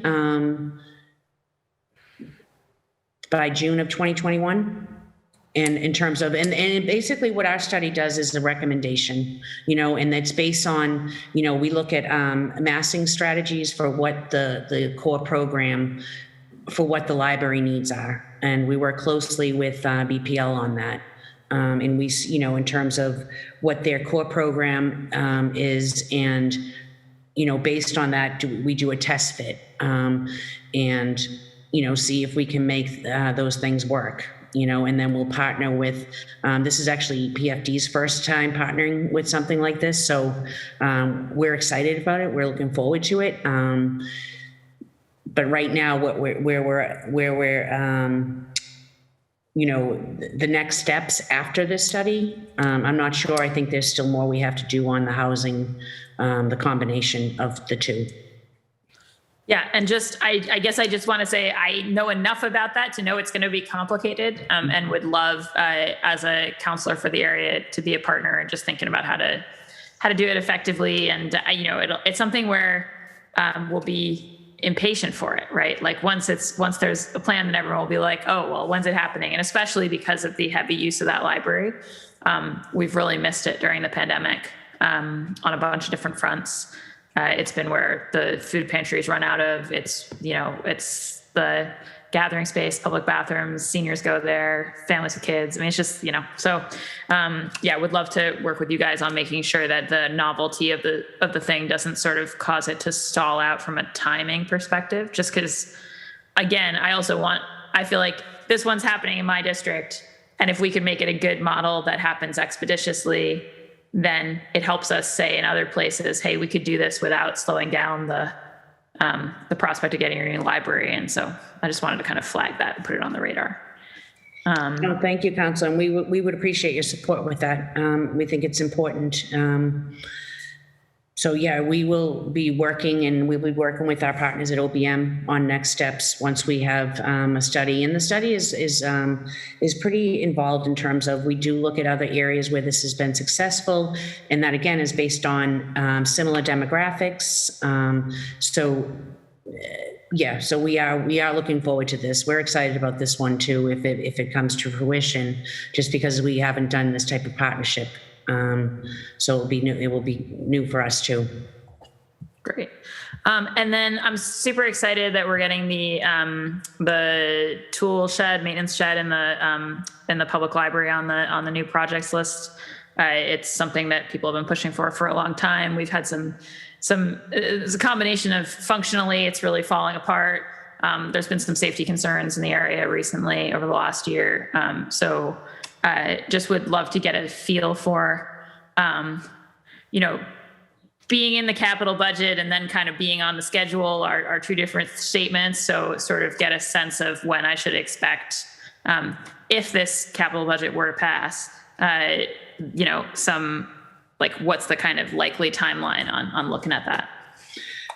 Thank you, Council. That's a good question. I'm sure everyone's interested in that answer for all their buildings in their district. And we understand that, and we appreciate it. So what we do is, and we've already started the process, we've already started reaching out to BPS, to BPL. We will reach out to all of our partners and user agencies, and we will come up with the plan in terms of prioritizing. We've already looked at our own internal capacity for what, and we know what we can add on to people. And, for the 21 projects that are a part of this plan, if it's approved, we think we'll be able to get to the majority of them within this first quarter of the new budget. We're happy to share that information with everyone once we establish with each user agency their priorities, and then we will, based on when and if the budget is approved. Okay, so that's not yet a timeline answer, but no, it's not. But it's the best I can do for now. Fair enough. An honest answer. Well, no, and I appreciate that, and I've been assured by Chief Sterrett that you have enough staff to process all of these things expeditiously. So you want to suspend and pass the capital plans today? We will get you an answer on how quickly we can. You can start the tool shed. Yeah, I appreciate that offer. And then, okay, another question on my side. I guess, could you tell me a little bit more on the Renew Boston Trust, sort of like how deep those retrofits are? I think Councillor Mejia alluded to the fact that, and it's come up before again in our green bonds conversation, like, there's things that are green because we've got to fix them because the water's rising. And then there's things that are green, like they're actually going to help us contribute to the need to bring down carbon emissions, right? And those are sort of two different spaces. And then within that second space, which I think is the direction we want to push as much of our green infrastructure work as possible, like there's then also there's stuff that's like, that's relatively minor energy savings. And then there's things that are sort of deeper and longer term. And as I think about the carbon performance standards that we look poised to put in for the sort of private side of things, thinking about how ambitious the retrofits we're doing through the Renew Boston Trust seems important. So I just wondered if you could speak to that a bit. Sure. So what we do, we have simple measures and complex measures. So the simple measures could be just, changing out all the flushometers on toilets within a community center or a firehouse, and that will reduce the water capacity. And then the complex measures take a deeper dive and look at the heating systems. They look at opportunities for solar. They look at improving efficiencies throughout the building in terms of, whether it's a lighting project that we would go into one of the community centers and change all the lights in the gym. And those give immediate buyback. On your utility savings. But the long term, right now we're in phase 3 and we're currently in design. Most of it's going to be for BPS. And we're reviewing the design options that we are working through with environmental partners. This one's a little different in terms of procurement. So it's not 149A, it's 25A, which allows us a little more flexibility. And we're working directly with our partners at Honeywell. And so right now we're finishing phase 2, which is the simple measures, and we're working on the design for phase 3. And I'm happy to share a list with you of what that entails. We have a matrix that we've developed. Yeah, and it would be great to understand the scale of, like, do we expect at the end of all this, what percentage cut in emissions for these buildings, right? Or something along those lines, just to understand like I said, how deep it's going. Okay, and then I think my last question, then I'm going to go back to my colleagues for second rounds, is I see Carlton on my screen, and he's been on a bunch of MSBA hearings with us. And one of the things that's come up repeatedly, and I think it's linked to this whole procurement conversation, and there's a piece of it that can be kind of like, put a pin in and wait for our conversation with OED and Chief of Equity. But there's a piece of it that I think is a PFD thing. So it seems to me like there are some routine kinds of fairly significant capital projects that the city engages in where we kind of know the players, like we know the bidders, we're constrained, we're going to have filed sub bids, like everything is going to go per state, like procurement to the lowest bidder. And like a lot of those, those construction projects are what drives our really tough numbers in terms of like really using, local and minority, or actually I shouldn't say minority in Boston, people of color, like contractors. And so I think that one of the things I've thought a lot about is like, what are the types of projects where we could as a city ID a pipeline and then go talk to the OED folks and say, you know what takes forever, we're constantly doing, and involves like a pretty substantial spend, is like windows in the school buildings. Like somebody needs to like get a few people who are really looking at, hey, maybe there's an opportunity to launch a locally owned like windows for school buildings kind of business. And the reason I'm asking PFD this question is because even though the economic development of that pipeline would maybe be on the other side of the house, the IDing of where are the opportunities for this feels like something that you guys would be the most familiar with. And so I sort of want to ask you, like, have you had those conversations? Are you having those conversations? Are there areas that feel like the the low hanging fruit, but not the small dollar fruit. You know what I mean? Like the things that are a little bit like, if we cracked them, we would have a significant pipeline that would be meaningful volume in the space. So it's a little open-ended, but I was curious what you think. No, thank you for that question. So we are, we are meeting with OBM and Office of Equity and Inclusion in about a week or so, because one of the things, that we want to look at is what can we do proactively in terms of, because our bid process is based on lowest eligible and most responsible bidder. Eligibility is based on DCAM. So maybe we can proactively look at having workshops on how do you enter into this. Some of our contractors that have worked, that have started doing $2 million projects are now doing $20 million projects with us. And that happened over time, but, we're certainly open to that. We welcome it. We want to be partners with, in this process, I hate to say but, because it always negates what you're saying, but we are very restricted in terms of how we award bids, and because we have to follow the statute in the law, and we fall under the Attorney General's office in terms of how we bid our work. But we are mindful of it. We want to look at ways that we can improve this, and so that people are aware in these projects, in terms of, and how they become DCAM certified and how they can get that classification. So we would love to be partners in something like that. Yeah, no, I think it's really important. I just think we have to look at how there's no way you're really going to move the massive dollar needles without solving it on the construction side. Okay, those are my questions for now. I'm going to back up to the top. If I can find my list. Councillor Braden, do you have second round questions? Oh, I do, of course.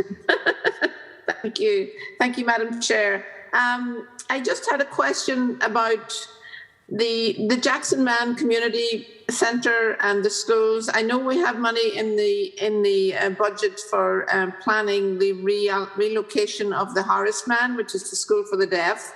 They have particular needs due to the special population there. But I'm thinking July 22, the Horace Man, the Jackson Man, the Jackson Elementary School and the Community Centre are slated to close. And the Community Centre is a polling location for 5 precincts. When we have an election, we have literally hundreds of people queued out the door and down the street. So it functions as a FEMA emergency shelter. It is a heating and cooling shelter for the neighbourhood. It has a really strategic and important function. And I'm really a little concerned that we're not really engaged in a conversation already about how we're going to accommodate the services that are provided by the community centre. It's not, I know it's a BCYF, shared facility with BPS and BCYF. I think the importance of the community centre especially goes way beyond those labels. And I really hope that come July that we will have alternative accommodations for elections and heating, cooling centres, and it's also particularly important because the other cooling centre, the other place in the summer and winter where people go if it's too hot is the Faneuil Branch Library, and the Faneuil Branch Library will be closed foreseeably for the next 2 years. So I'm just concerned that we don't have a plan right now, and it might seem premature, but I think we want to have a plan before we close the doors. I also was curious about the status of the new windows for the police station at District 14, and then also the number of My Way cafes in our schools. Do you have a list of the schools that have My Way cafes in Alston, Brighton? And then also we have had an Alston Brighton mobility study, and now the plan is about to be published and released. It's been a 2-year 3-year project process, and I'm wondering if there's any monies identified to help implement the recommendations of the Alston Brighton Mobility Study. I think that's all for now. Thank you. Thank you, Councillor. So I can certainly send you a list. I have a complete list of the schools, the 19 schools for the My Way cafes, but I will send you a list and I'll break it up for district for all councillors. And then on the community center piece, yes, we will be starting a study there was a combined study effort for Charlestown, Dorchester, and Brighton was just added to that. And I think for this reason, because of the pending closure for the Jackson Man, but that project is, something that we will be looking at in terms of siting for a new location. Is it going to be a combined BPS, BCYF building? We will be working with both of our partners on that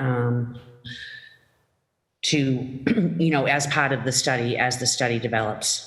Yeah, I'm sure you're well aware that in Alston Brighton, land is rather scarce, especially publicly owned land. So, I think that's a really good central location for a community centre. So I hope we can be really creative around seeing how we can make it work. I know it's difficult sometimes with the BCYF sharing a facility with a school because of conflicts with schedules and things, but I hope we can all work together to come to a good solution.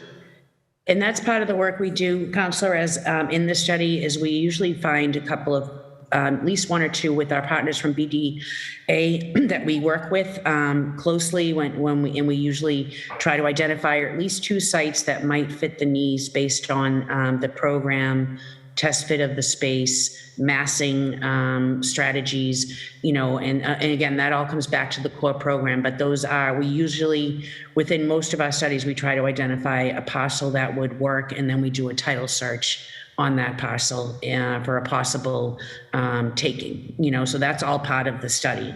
When I say taking, it's a friendly taking. It's negotiated. Not a hostage takeover. No. So the other question was about the the District 14 police station, their windows. They were on the list last year. It's 300,000 for new windows. Council, can I get back to you on that project? Yeah, it may be, that's fine. I think that's all I have for now, Madam Chair. Thank you. Thank you so much. Thank you, Councillor Braden. And definitely on the mobility study, I think, my understanding is that it's mainly the BTD public works side that PFD doesn't run point on. So we've, most of the other city departments, it's PFD's thing, but for those, we'll definitely be talking to public works and the transportation department a little bit later in the hearing cycle. And we'll send those questions ahead as well so that we can get advance answers. Councillor Mejia, you have the floor. Yes, thank you. So I just have a few questions, and mine are specific to some schools. I participated in a meeting with the Sarah Greenwood in Dorchester probably like a month or 2 ago, and the students were really concerned about their conditions. And I'm curious, when we're thinking about capital improvements, I didn't see or hear them mentioned as being on the list of schools. And then also Madison Park, I don't know if they are part of the Build BPS plan, but I'm just curious about what efforts are we making to get Madison Park to be the 21st century voc tech school that it deserves to be here in the city of Boston. I'm curious about some of those capital improvements and what, if any. And the other question that I have is that this is more specifically probably around some of the supports for parks in particular, Justin, and I'm not sure, maybe this is probably for a different hearing, but there are some parks that are looking to be renamed, maybe because of someone who has passed away. And, would just be curious if you could just share with our audience kind of like what, if any, opportunities exist and what, the process is for that. Sure, I'll take the last two, and then Carrie, I don't know if you have anything on the Sarah Greenwood, but I'm sure we could follow up on that specifically. So I'm not familiar with the process for how to rename parks, but typically if you're looking to rename a city asset, you usually have to either go through the owner of the asset, so if it's the PIC or something like that, or the PFC, and then, but we'd have to get the specifics on the parks to give you a fuller answer on that. I apologize, and we're happy to follow up with that. As far as Madison Park goes, Madison Park is a high priority for everyone in the city. Obviously, getting it to be the jewel of the Voc Tech world, I think, is the shared goal of everyone. We did add $250,000 to start a master planning effort around Madison Park in the capital plan. So obviously, working in collaboration with the superintendent, the school committee, the school community, obviously the city council and the mayor, we will bring together a group that is just the drop in the bucket of what that school will ultimately get long term in terms of renovations and reimagining. So we look forward to having that conversation really publicly with the community and kicking that off in the next fiscal year, in collaboration with BPS. And then I'm not sure, Carrie, if you have a specific project on the Sarah Greenwood, but we can certainly follow up and talk with the school department about what their next steps are. Thanks, Justin. Yes, right now we don't have anything on the Sarah Greenwood, so we will follow up with BPS. And in terms of Madison Park, to Chief Starriff's point, we will be starting a master study there, but we also have two projects that are going to start there. We have an electrical upgrade project that will be starting there, and we have a locker room project that will be starting there. Hopefully, both projects will be starting this summer. We actually met with the leadership over there at Madison Park and the O'Brien, and we wanted to be as the locker rooms are a mess, and they want it, they want to be less disruptive. We broke the project out into so that we could expedite it and do a demo phase, which will be starting in July, and then which will also help inform the design for the new construction phase. So we wanted to accelerate that project just because we don't want to be doing demo during a new school year after the kids have been through this past school year. So we are looking for opportunities like that, and we will be starting that master plan this year. Sorry, I'm muted. My last question is, I've gotten several calls from folks who live in private ways. And I'm just curious, Justin, if you or someone from your team could help me have some really good language that I can share with folks, because some of these folks live in places where the roads are unpaved, and what they've been hearing from the city is because something that was written probably in 1802 or something, the way the charter was written, because it's a private way, that the city really doesn't have any responsibility, I guess, if you will, to fix some of these bumpy streets. And I'm curious, what can we do to support these constituents? It's a great question. I'll have to defer to BTD and Public Works about the legal limits of that. But I think generally speaking, we're dedicating a third of our capital plan to Vision Zero in Transportation Department. So that is something that should be shared by all residents, because whether you live on a private way or not, or you live on a city street, you're paying taxes at the end of the day. So we will follow up and see what we can do for those specific instances. Yeah, and then my last question before I get the gavel. I'm just curious if, have you guys done, the way you go about which projects you, in terms of sidewalks and things, have you ever done like a citywide audit and this is where we're going to focus our energy on? Do you do it with an equity lens? Because I know there's certain neighborhoods that look like they haven't gotten any love in a long time, and that doesn't seem to be the case across the entire city. So just kind of curious about how you're doing those checks and balances. Yeah, absolutely. And I swear I didn't ask Councilor Mejia to ask that question, but the Streets Department and BTD actually does a very intensive annual report around the state of our assets, including sidewalks, roadway, our paving markings, our lights, and they actually have a annual plan by which they look at the areas, through an equity lens, what are the highest areas of poverty, what are the areas of most need, and they decide on an annual basis what parts of the city that they're going to renovate or what parts of the city that they're going to attack that year. Now, it does follow a rotating basis because we have to upgrade every part of the city in some order, but BTD and Public Works focuses their attention, especially in the pedestrian side and especially on the sidewalk side, on areas of the city most trafficked by people of color, or certainly areas of poverty that aren't making the 311 calls necessarily, or aren't potentially some of the folks who are activated in calling the city to put in a 311 request. So certainly something that's top of mind for the BTD and Public Works as they're making their decisions.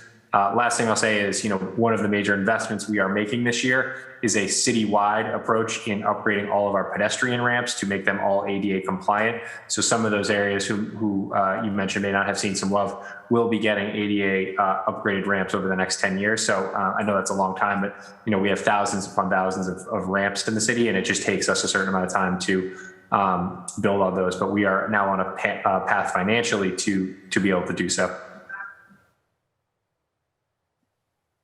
Okay. Thank you, Councilor Bach, for the indulgence. Thanks. Thanks, Councilor Mejia. All right, next up, sorry, should have been ready. Councilor Asabi-George. Thank you again, Madam Chair. So I'd love to get back and return to the crime lab question. I see that there's a plan for the forensics unit facility upgrade to renovate some of that space, but I am curious about the option and the opportunity for larger renovation and investment in the crime lab as a whole. And I shared more earlier in the first section, so would love to hear an update on that. And if more detail can come out in the BPD hearing, that would be fine. But from a capital perspective, where are we in investing in that space? So I'll let Carrie jump in with the specifics, but there is, as you mentioned, a study in the plan. I think as part of that study, we will identify sort of what the space needs are of the department. And if it's identified that, they need a larger space or a different space or a bigger space, we will, have to work through the council. That's not in this plan right now because we haven't done the study yet to identify it. But if that's what the study and the demands are, that's what we'll work towards for future budget years. I don't know, Carrie or PFD, if you have other no, sorry. And if I could just say, there was a number of years ago, there was a study done around the crime lab as a whole, because it is the way it's situated. It's really in office space, and components are broken up across headquarters. Storage is an issue. And although, and I don't want it to sound like they aren't a fully accredited lab, because they are, and they are really a national model with their accreditation. They just don't have the capacity to do all of the things they'd like to be doing in the timely manner that they should be doing. And then with the newer requirements around the processing of rape kits in a timely manner, that certainly there's now the state requirement to do that, but it is the right thing to do. But then also when we think about the number of unsolved murders and sort of the disjointed way that the crime lab is set up at headquarters, I think we have a lot of work to do.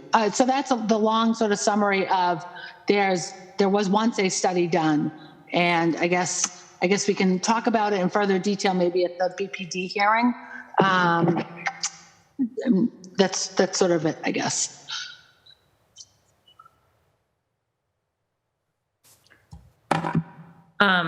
Okay, Councilor Asabi-George, you're all right. I mean, I know obviously it sounds like you would like them to be moving a little bit more towards action than another study.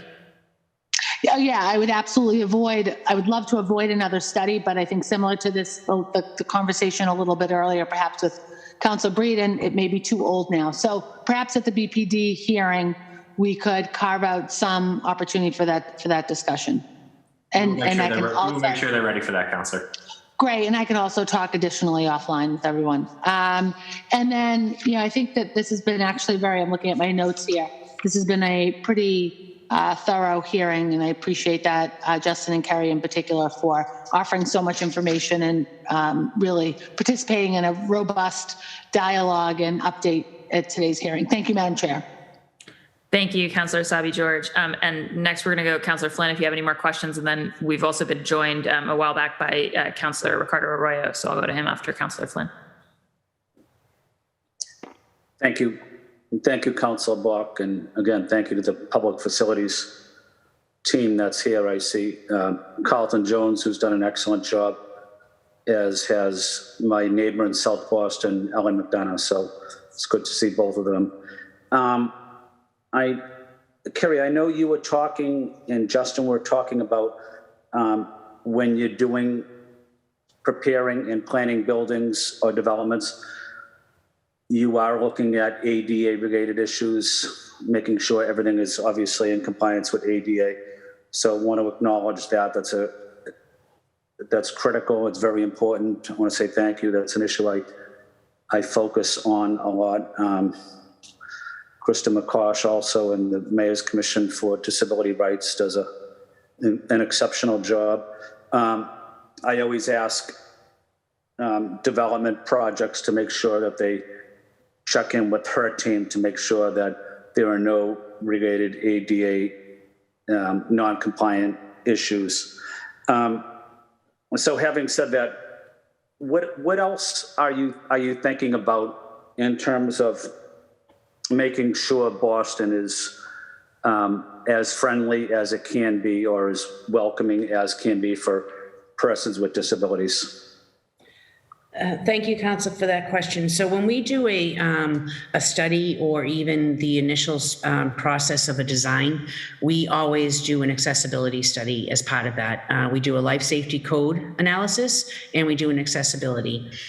Depending on what the budget allows for, we will talk to our partners at ISD and BFD and look at maybe possibly a phased approach for what is approved within that budget year.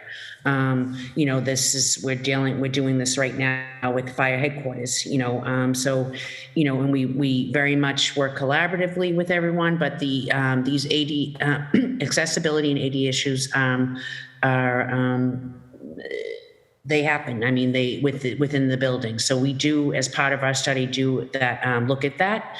And if we trigger that based on the assessed value of the building and the value and the amount of work we're putting into the building, we need to, at that point, we need to make some decisions on how we move forward and what we address first. Obviously, if there's a roof leaking, we need to address that, but in phase 2 could be, our front entrance and walkway. Phase 3 could be, we look at that and we work with our partners at OBM to have those conversations and advocate for our clients. Thank you, Kerry. And then my final question is, can you give me just a brief update? I thought one of the best decisions Mayor Walsh made was allocating funds, but also planning for a public library in Chinatown, something that we haven't seen in 50 years in the neighborhood. So I was excited. I am excited about having a library in the Chinatown neighborhood. It'll be welcoming. It'll be it's critically needed, and I think it's probably the best decision I've ever seen in city government in a long time. So I want to acknowledge Mayor Walsh's commitment to the residents of Chinatown. But can you just give me a quick update on where we are on the Chinatown Library? Sure. So right now we are still in the study phase and we are identifying different sites that we could possibly use based on their program and their space, the space analysis. So we are looking, there is 2 sites that we're looking at, and I apologize, my computer crashed earlier, so I'm doing this from the top of my head without my notes. But we do, to give you the street names that we were looking at for possible sites, but that is right now an active study. Okay. I'll also say, Councillor, that it does include the most recent budget proposal from this current year, FY22-26, does include a $5 million increase to the project budget to start to move the project from study to design and then ultimately construction once a site is identified. So another big investment in the capital plan for Chinatown. Yeah, thank you, Justin. You know, that's a priority for me, so I don't want to see us lose the ability to not have a library. It's critically needed. It's desperately needed. Maybe we can speak offline, and I'd like to talk to you more about the Chinatown Library, if that's okay, Justin, and Kerry, if that's okay. Absolutely. Kerry's the expert, so I would certainly start with her. Okay. Thank you all, and Councilor Block, I have no further questions. Great. Thank you, Councillor Flynn. Councillor Arroyo.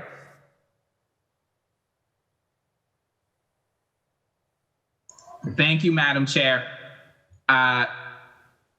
Thank you as well to everybody who's here. And I haven't seen you since you've become the Chief of Operations, but congratulations, Mr. Irish. And so if I could just get into some very brief questions on my district, which is Hyde Park, Rosendale, and Mattapan. One of those things that comes up for every district, I think probably, because I know Councilor Flynn was here, so he certainly knows the deal, is traffic calming, specifically, and I know this goes into the transportation department, but a lot of what we're trying to get done from a capital project side requires some actual redesigns of this, requires planning, requires transportation. What plans are there for investments in traffic calming measures in the city? And then what plans are there in terms of their deployment of those resources? Sure. Great question, Councillor, and appreciate the constant advocacy on this. I know it's important to you. I think we're really trying to attack it in a couple of different ways, both through the capital plan, which really focuses on both, the long-term redesign of intersections and major improvements to different highways, whether they're main roads or arteries that the city owns. As well as through both the operating budget and TNC money, the money we get from Uber and Lyft. We have been dedicating, thanks to the work of the council, to some of the more short-term measures when it's, comes to flex post and, temporary bike lanes as we sort of think about and plan for the larger bike lanes and bus lanes. So it is an all-in approach when it comes to pedestrian safety and safety on our roadways and our streets. So I can certainly give you a list of everything going on in your district, and would certainly defer to BTD and Public Works about the strategy around where they're best deploying it. As I mentioned to Councillor Mahir earlier, certainly looking at equity and high crash areas and certainly high risk areas on all of our investments when it comes to Vision Zero and deploying those assets. So happy to get into the weeds or encourage you to get in the weeds with BTD when they come before you in a week or so. Oh, I will be. I appreciate it. Certainly will be. It said one of the questions more directly to the capital project is the BCY Rosendale project, which I know that BCFY, the Rosendale Community Center, had that major pipe burst that caused a lot of damage, frankly, significant damage. And so just in terms of, and it's in this year's capital budget, sort of those repairs, what is covered in that? How much of that is repair work? How much of that is more of a renovation? Because I know that some of the damage in there was very severe. And what does that look like? Hi, Council. Thank you for your question. So right now that is actually getting ready to start. Right now it's just the emergency work, for the damage that the building sustained.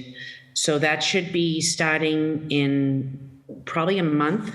I would say, to start doing the emergency work. And what is the emergency work? Is that the piping and the Piping repair and any damages as a result of the flooding. And so how quickly do we anticipate, I know a lot about what the delays have been, COVID, a measure of different things in terms of getting things started, but the timeline is beginning next month, meaning May. And then what are we looking for like the ability to get folks in there? Yeah, so right now we're showing on our e-builder schedule that it's supposed to be complete in October, but I'd like to get back to you with that a date once it's verified. So okay, so October is the target date possible. Target date is October, but the schedule is currently showing, but I'd like to just review some of the documents and make sure that that's where we're at with that project and where it will be completing. Thank you, I appreciate that. And then sort of tangentially related, Healy Field, I know actually did within the last 5 years or 4 years get like a rework, because I live out here, so I know that they redid the field itself, but they never took care of the drainage issue. And so I know that there's some rework of that field that could be helpful in terms of how it's utilized. I know we had the dog park hearing, and that there's a conversation of initial sort of planning about perhaps putting a dog park in Healy Field in the back area over there by the pool. But just as a question on the BCYF Rosendale project, does that include any kind of work on, which they're separated by distance, but is there any kind of work done in that plan to sort of upgrade or make any repairs at that field? So, Councillor, in addition to the $1.6 million for the emergency repairs that Kerry talked about earlier, we do have $1 million to do a sort of more comprehensive look at the site to address some of the issues you're raising. That's another $1 million we have in the plan to get started, in conjunction with the emergency work that's going on right now. And is Healy Field included in that, or is that just the Rosendale Community Center itself? So I think we'll have to dig in a little bit different. I want to confirm the Healy Field stuff to make sure that it's included, but I think we could certainly take a look at whether it's in conjunction. I think it's a Parks Department site. It is. So we'll look to make sure that if it's not, that it's that the PFD team is looking at it in conjunction with the Parks Department. Fantastic. And one last thing, while I got you on the capital budget. I know that there's repairs also, not repairs so much as sort of renovations, improvements to the High Park Municipal Community Center as well. As a High Park resident, I can tell you the Muni is sort of iconic. It's our thing. I saw that there's money there for both the backfields, which I'm thrilled about, but there's also some money I saw there that's sort of, it said the entrance redesign. Can you just give me a little bit, or at least that's what it seems to be about? Can you tell me a little bit about what that money specifically is looking at going towards? We just completed some work at the High Park Community Center. We did some drainage issues because there were some issues with some of the rain leaders within the building and that were causing water on the walls and in the dance studio. We did some upgrades to the kitchen down on the first, right at the entrance. And so we are actually in the process of wrapping that project up. And there's another $1 million in the capital to look at, I think, a more welcoming entry that we will start that as part of the next fiscal year in terms of, design. Do we know, and this might be a little too in the weeds perhaps, do we know which entrance they're talking about? Because there's an entry on the side of River Street that's right, sort of less known, but it's the handicap accessible entrance. And then there's the entrance that's sort of the iconic one with the stairs up to the columns. Do we know if we're talking about both, or are we talking about one and not the other? I don't know, and I will get back to you with it. I would say it's going to be the main entry. We did do some work under this last project that for some of the drainage that was, it was pooling by the entryway there on the River Street side. But I will get back to you on that, Counselor. I don't think that's been determined. That's one of the things when we talk to the BCYF, we'll look at that. But definitely we will get back to you on that. Thank you. And thank you so much. I'm going to end my questions there. Madam Chair, and just say thank you to the capital budget. You guys are like the Christmas of our budgets. So, there's no bad questions from my side on this side. So thank you for your work. And then I'll get back to you, or you'll get back to me on the detailed specifics about those projects. Thank you so much, Councilor Bach. Thank you. Thanks, Councilor Arroyo. Okay, I had a couple more questions. One was just, the question of public bathrooms and making public accommodations more available in the city has come up a lot because of this crisis, and so many of the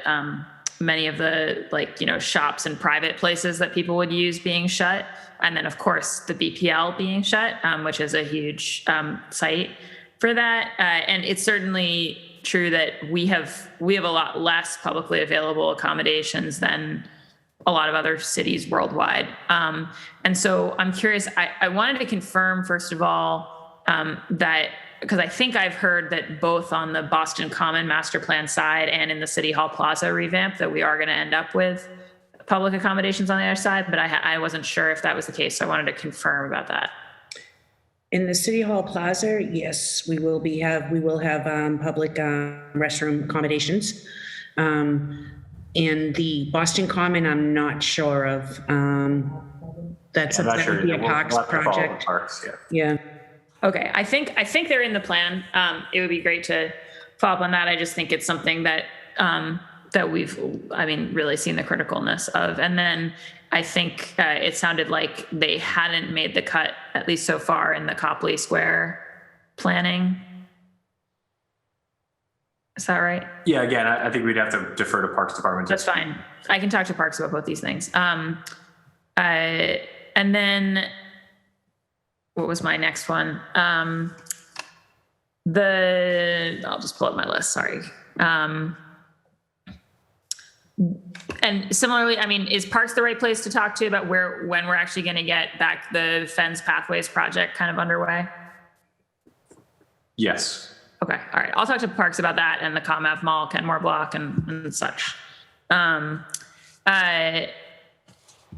guess another question, and this is maybe more of a Justin question, and it's more kind of amusing. Like, I wonder. It feels like there's a bunch of things that we're all crossing our fingers that the federal government's going to fund in their infrastructure plan at a scale that is like beyond what we could ever do in the city capital budget.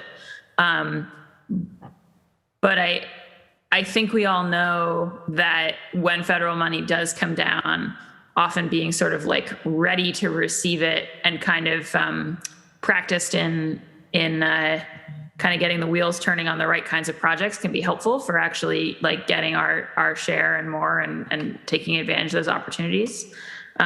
So I guess I wonder, and again, like I said, it's more of a thought, whether the department started looking at, or maybe it's an OBM question, like Justin, whether you've got anybody looking at like, where are the places, like, are there opportunities to think about starting small model projects in this year's budget that would kind of help grease the wheels if then we got a bunch more money in those types of categories. We could say, oh, look, in Boston, we're already doing this. I think of the library housing project as an example of that kind of thing, because I'm particularly interested in housing infrastructure money. But I guess another spot I was thinking about, and I don't actually know if PFD does it, or if DoIT does it separately, but like municipal broadband work, like, should we be doing something, even if it's not like to scale, such that if there's a ton of broadband money, we're kind of ready and actionable? So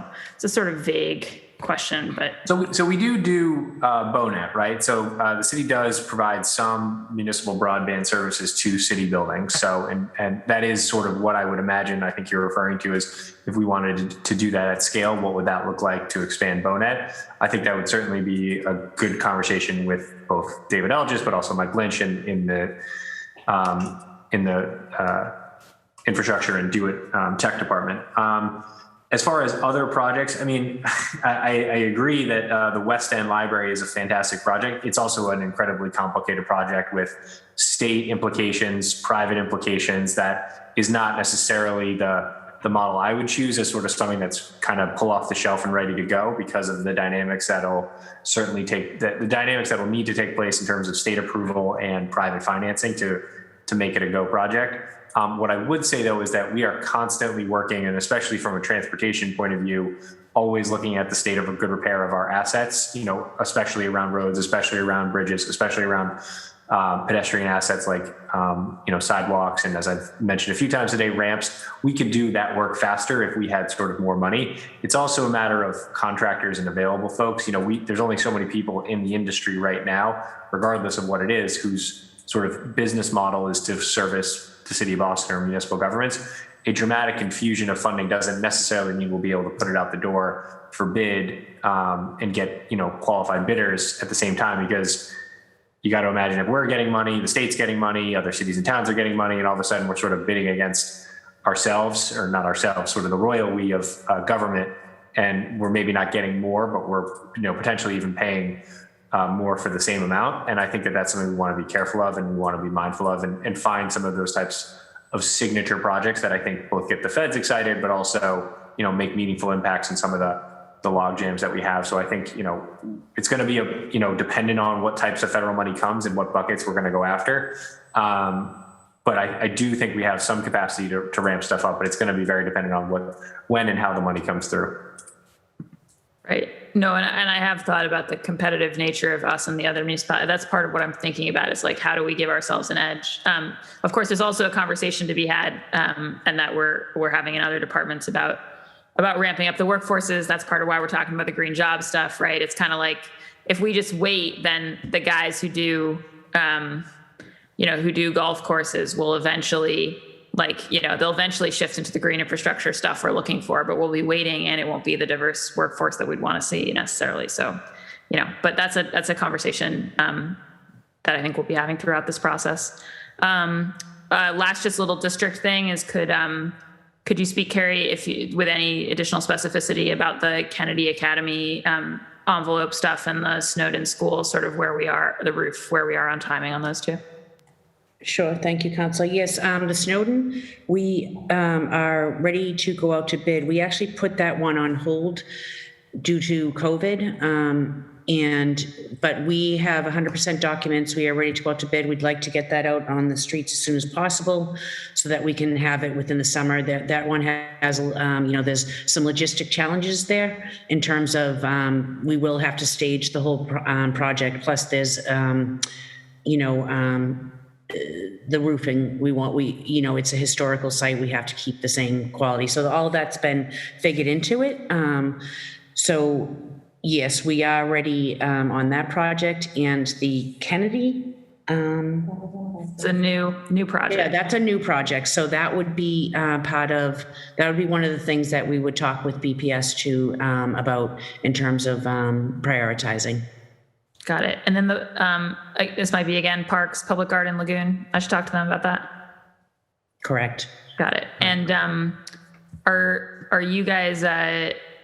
Oh no, I think that's all mine. And I did see Councilor Mejia has a hand up, so I'll go to her before we wrap. But I would be remiss to have a PFD hearing and not mention how excited I am about the Boston Arts Academy.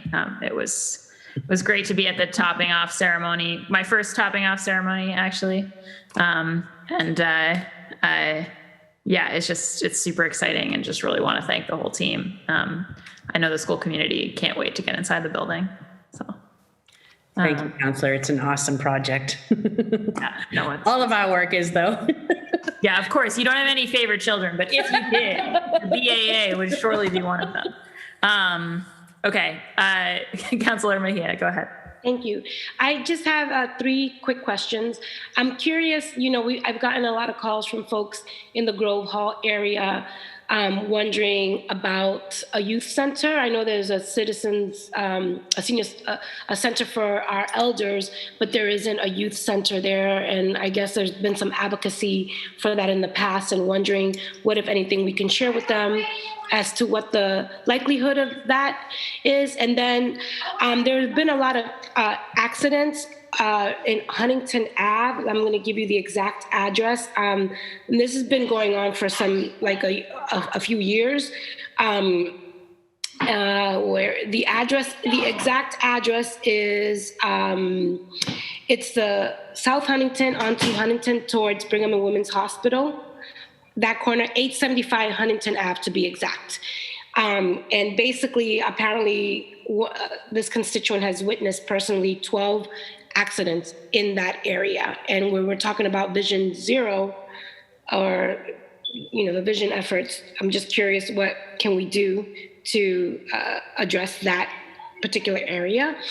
And then there's been a lot of calls in regards to dirt bikes zipping through our streets, and one of the recommendations was about creating a dirt park lane, like a dirt bike lane for these bikes to just whiz through in a place that's a little bit more contained. I thought it was a fabulous idea, but and it's probably a crazy idea too. But I think I would love to hear what are you all thinking about how we can address some of the issues around the dirt bikes. Is it possible to do that? And I know I'm being recorded, so this is probably going to go viral, but I'm putting it out there just because a constituent thought it was a good idea. I thought it was a good idea, but maybe in practice might not be so much so. So would just love to hear your thoughts on that. Councilor Mejia, I'll just say, because I think the Huntington-South Huntington intersection, it's in my district and we're very concerned about it. It's probably a BTD conversation for that hearing, just about the safety at that intersection. And similarly, it might be that adding a youth center is a BCYF conversation, but I'll see if the team here wants to say anything about that or about the potential of a city-sponsored dirt bike track. I defer to the counselor from Beacon Hill for the answers to those three questions. I think that's exactly right. Okay. Yes. I do appreciate the deferment here, but eventually, Justin, you are, the head money in charge guy here. So eventually, it'll come across your desk, and you're going to have to decide. I think it's a great question. I'm happy to circle on a policy around, not a policy. I'm happy to circle around the current strategy around the dirt bikes. I mean, I think anywhere in the city of Boston, land is of a value right now, and it's exceptionally high. I think we're always measuring how we can use public assets to best serve our community. And if there would be a place that would make sense, I'm sure we would look at it. That's a more acceptable answer than deferring it to the chair here, okay? I'm gonna hold you accountable to at least answer something, but I won't hold you here. And I also would like to congratulate Mr. Irish on your new appointment, and glad to see you in the space. Thank you, Councilor Mejia. We were joined by Councilor Michael Flaherty. He's here. Councilor Flaherty, we're about to wrap up. I'm happy to give you a chance to ask the team questions. Councilor Flaherty, in addition to being our oh no, now I don't know the right word, Michael, our senior member, is also the chair of the council's new COVID recovery focus committee. So definitely a partner in this work. Councilor Flaherty, you have the floor. Thank you, Madam Chair, and I'll be very brief. I'm just joining to set scheduling conflicts, but some refer to me as the dean or the longest serving. But a lot of great projects that I'm excited about in the budget. Whether it's the parks improvements, improvements to municipal buildings. I think the question we often get when we get multiple projects that are in study, residents are unclear on how long they're in study versus whether or not they're receiving funds, et cetera. So my advice would be just to try to be as open and transparent and try to manage expectations from the public to the best of your abilities. I'm also good to see and going to continue to support Vision Zero initiatives across the city. I'm excited to see additional funding for Vision Zero and neighborhood slow streets development and ways to expand the bike lane. I would like to see accelerated funding for crosswalk and lane marking revitalization, as well as the LED pedestrian rapid flash beacons and in the dangerous high traversed areas. And I've also heard concerns across the city with respect to the octopus intersections. That's the 5-way intersections that we see. Another one that's of significant importance is the Rosendale one at the over Cummings Highway, Canterbury, and American Legion Highway. So keeping an eye on that would be great. And then obviously, Justin, we had talked the other day with the school committee about, with the school folks about Madison Park High School and getting the upgrades over there and putting a focus on trying to make that the best vocational high school in the state. So, and obviously the Chinatown branch library, I guess, how much longer will that be in study? That's sort of the point that I was making just a couple minutes ago with respect to, like, it's in study, and at what point are we managing expectations on that? So that's it in a nutshell. And so good to see everybody on. And again, congrats as well to Dion. Thank you, Councillor. So in terms of the Town, that has been it is moving out of study and going into design. That has been funded for this if it's approved, this budget cycle. So there was an additional $5 million put forward for that project to get into design for this fiscal year. And it's great to see you, Carrie. I didn't see you on my screen originally, so and look forward to continue working with you. We've known each other a long time. Great to have a Mass Maritime grad in the building. Thank you, Councillor.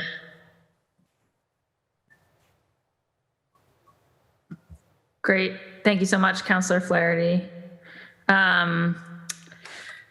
All right. I think that we have come to the close here. I do see that Chief Irish has his hand raised, and certainly want to give him a chance to say a word. So yeah, thanks. I just want to give a brief comment. I know the last Chief of Operations was able to go into great detail about the many talented individuals at the Public Facilities Department. I will spare you all of that, but I think you've seen enough to know that we have a very talented group of individuals. So I just want to publicly commend them and also publicly just thank Chief Sterrett for the wonderful job that his team does to get us the resources that we all need and we all appreciate. So just wanted to go on record saying that, and thank you all for this opportunity today. great. Thank you so much, Chief Irish. Yes, and we're grateful to both you and Chief Sterrett in your new roles, and for all the work that you've done in the old roles, and to the whole team. And thanks to the whole team for being here on both the OBM and PFD side. I think I managed to drop my gavel somewhere else, so I will have to do without it. But I think, seeing no public testimony, that this hearing of the Boston City Council's Ways and Means Committee is now adjourned. Thank you all. Thank you, councilors. Thank you.